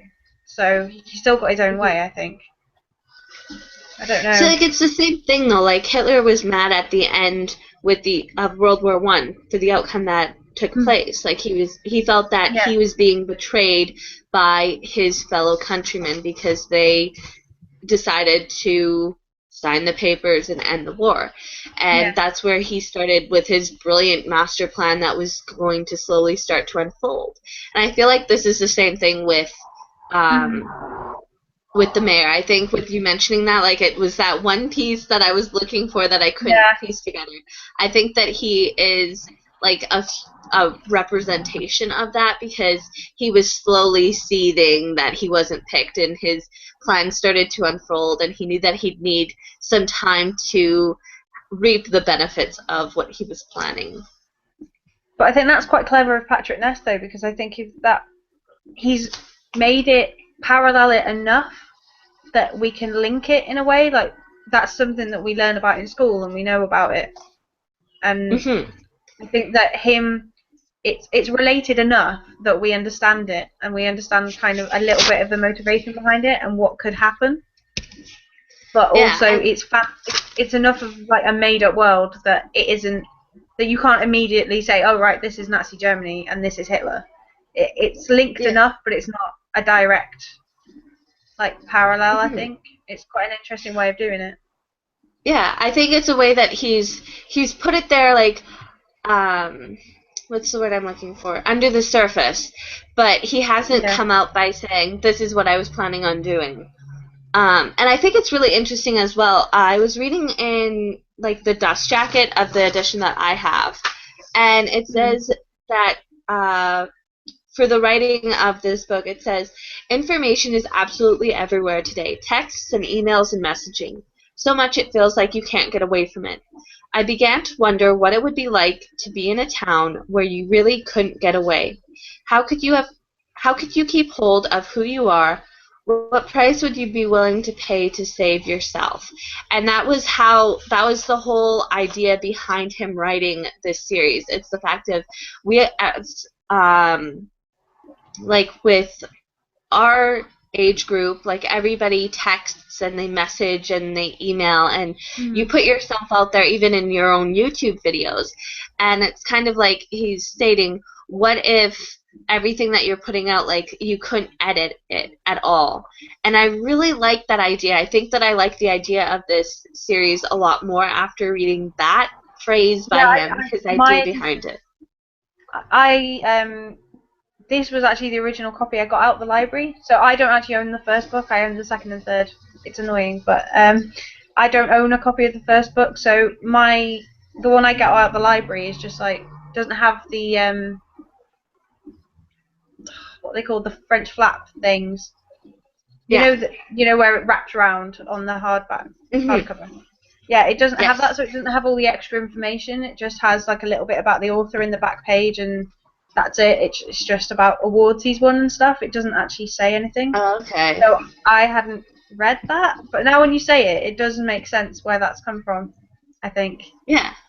Well, it was part of like telling a bit about him, because I think this is like a first or second printing of the book for the hardback. But it was really interesting to read that because it's completely true. Like, we can easily edit out words. Like, we were talking about this earlier, edit out words that we don't want. Like, if we spoil something, we can move it to somewhere else in the video. And we can't do that if we, like, in a live show, I can't edit out the little spoiler that I had there.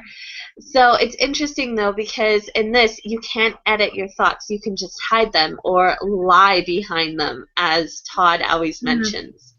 So I thought that was really interesting. And especially, like, one scene that I really like where Todd is talking, but he also mentions things in his mind, is when he's asking Viola to go with him. And he mentions, like, he's singing the song in his head, like, don't ever leave me, don't deceive me. And it's him asking her to go. And she's being able to hear both of those sides of things. And it's just, in that moment, like, really, really sweet, because you realize how much he cares about her character. Yeah, but I think it's interesting that like we were saying about him telling himself to shut up all the time, that's part of he can't edit. So him telling himself to shut up is probably his way of stopping himself before he thinks or says something that he doesn't mean, or Like, you know, when you're angry, you say stuff you don't mean all the time, and obviously you can't take it back. But with them, obviously, even if he doesn't say it, he could think it. So I think that's where the shut ups come in. And even though it's quite annoying, I think if you couldn't edit yourself, that would be quite a normal Annoying. thing that you would tell yourself to do all the time. Yeah. But if you couldn't edit yourself, it would be really annoying. Like, I know I look back at, like, my first number of videos because I didn't know how to edit yet, or even what I could use to edit. And if I would, like, be on a roll and I had, like, a perfect review, and then I would say something, and it would completely screw it up, and I'd be like, oh, I have to redo this entire video. Like, it's really annoying. So not being able to kind of cut things out of it would be pretty bad. Hi, Shadow. Do you want past? Is that it? She loves to be in every single video. I don't know what's going on there. I'm always curious with what you thought when Todd mentions that he's going to greet Aaron like a man. And he says, hello, Aaron. And it's the first time where he uses his first name, like, in talking, like, conversation. And you can just see strength and power behind him. Like, he's made the decision. He's no longer a boy. He's a man, and he's going to fight. Yeah, I think it's interesting as well, though, that the thoughts aren't like words. You know, they always say that there's power in words. The thoughts aren't like words. Like, they are to us because we have to read them, but they're just feeling them and hearing them. So I think that when they say something, the power's in what they say, not their thoughts. And I think Todd represents that quite a lot, because I think that all the other characters use their thoughts more as like a place of power. They use that more as a weapon than their own words. So I think that, and I think that what they say is the controlled part of them. So I think Todd saying it out loud is probably him showing more control and power than Aaron could with thoughts, because a lot of his viciousness is in the thoughts rather than what he says, I think. Yeah, because he mentions even at the beginning with Aaron, like, he'll be saying, like, nice words, but then in his head he's, like, being really, really nasty and mean, and it's like he is the epitome of a hypocritical character, like a hypocrite. Yeah. So that was really interesting to see as well. It's being a bit of a coward as well, because he's thinking it. But if someone said, "Oh, why are you thinking that?" He's like, "Oh, I can't help it. I'm thinking it." Whereas if he said it out loud and like he would have decided to say it, it's more. I think deciding to say something is more powerful than thinking it just subconsciously. Exactly. Yeah. He very much was a coward. Yeah. But I think it's quite interesting that that's all he calls Todd for most of the book. He's calling him a coward quite a lot. But it really, to me, like, Aaron's quite a coward.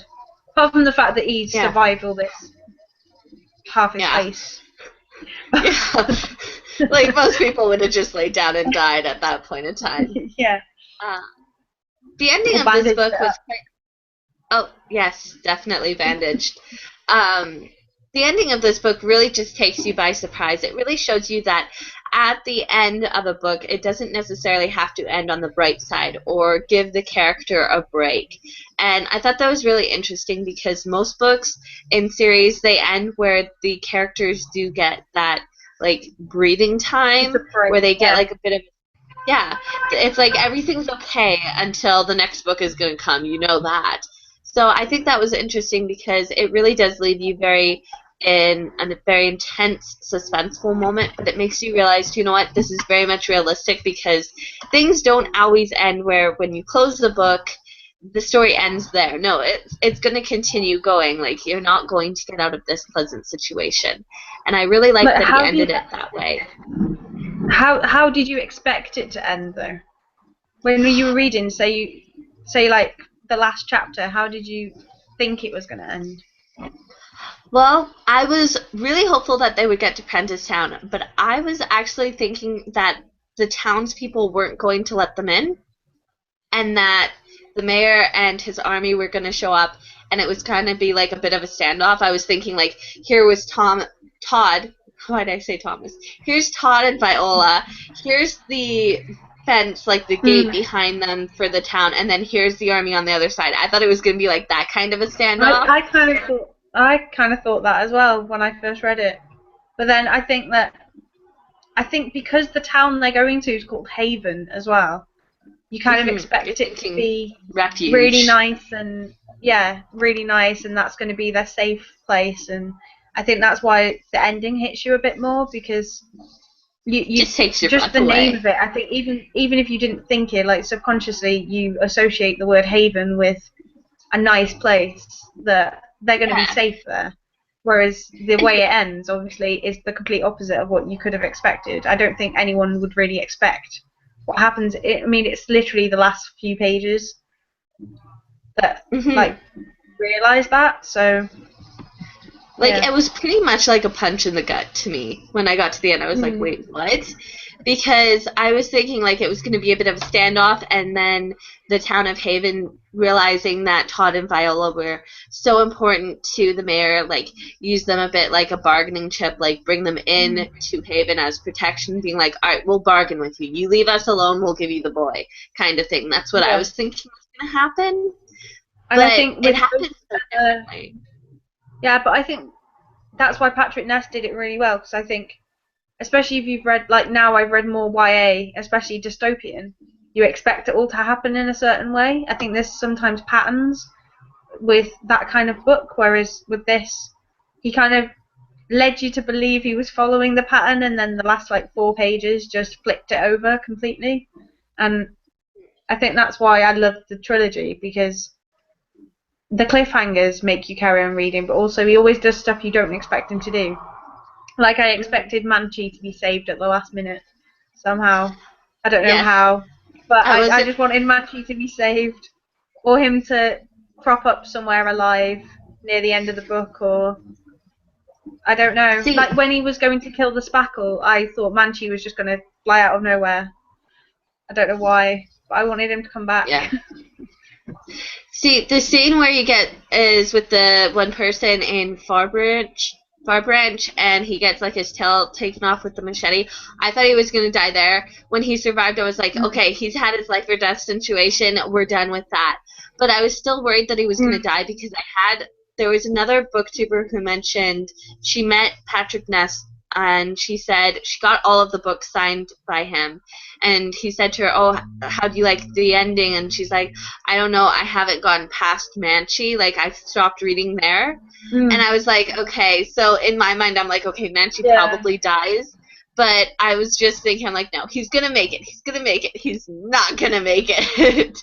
But it's just, as you mentioned, yeah, it's kind of typical. Like, I think this is only the second or third dystopian I've read where the author has gone in a different direction than I expected, because pretty much, I'm just saying, I've not read every single dystopian, but I'm pretty positive that every dystopian that includes romance has the 2 characters getting together at the end and them overthrowing the government. That's usually how every dystopian ends. So when an author decides to go different and they decide to change things up, I'm not going to mention the other 2 books I've read where the author has done that, because I don't want to spoil people.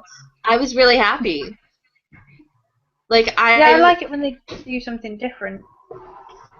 I think like, sometimes. I know it sounds. Go on. When you some dystopians, I think if it was the first dystopian you've read, like you wouldn't expect what was coming, but then you get into that pattern of, okay, that's going to happen at the end.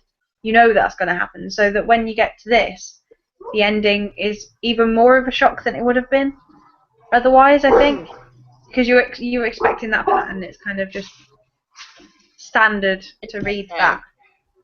Exactly.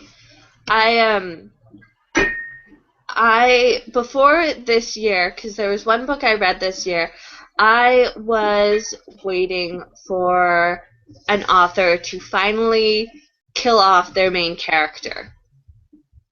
I've been waiting for it. I ended up reading a book, and that happened, and I was over the moon. Yes, I was like kind of sad that it happened because I was like, I really don't want that person to die. But I was really happy because I'm like, finally, somebody's done it, and I've been waiting for it to happen. And a lot of people were giving some hate to the author. Quite a number of people were. And I was just like, do you know what? I think I know which book you mean now. Was it one of the ones I got spoiled on recently? I'm not going to say because I don't want to spoil in case you haven't been spoiled on something that I could spoil on. So I'm not going to say if it is or if it isn't. But I think that it's one that I'm really happy that the author did it because, first off, I couldn't see it ending any other way. And second off, I just was really happy that the author did it because things don't always end happy. And I think that's the thing that I stated in my review for it. I'm like, things don't end happy with every book. And I think that's why this is such a good one because it doesn't end and they all lived happily ever after. Like, you still have 2 more books to go, which is great. But it also gives you the knowledge of knowing that it's not going to end happy. This isn't a happy ending. I think that's the thing, though. It kind of gives the impression that it is a happy ending because they do get to Haven, and that was what they were trying to do the whole time, was trying to get to this place they'd heard of. And it gives you that happy ending, and then it punches you with the last couple of pages. And I think that's what made the end was such an impact because they got what they wanted, but then it wasn't what they wanted. It was twisted, so... I like how you put that. You did get the happy ending, and the author could have just left it at that, like them walking around like a deserted haven. But he doesn't. He gives you that little punch in the gut, that little flick to the face kind of moment because he then shocks you. And the thing is, I didn't even clue in until Todd mentioned it, but no noise. What is going on? Does everybody know?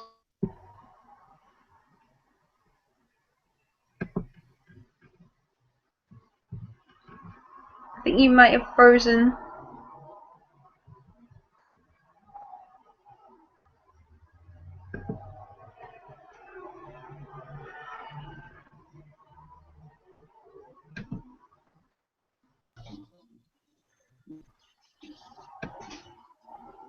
Are you back? Oh.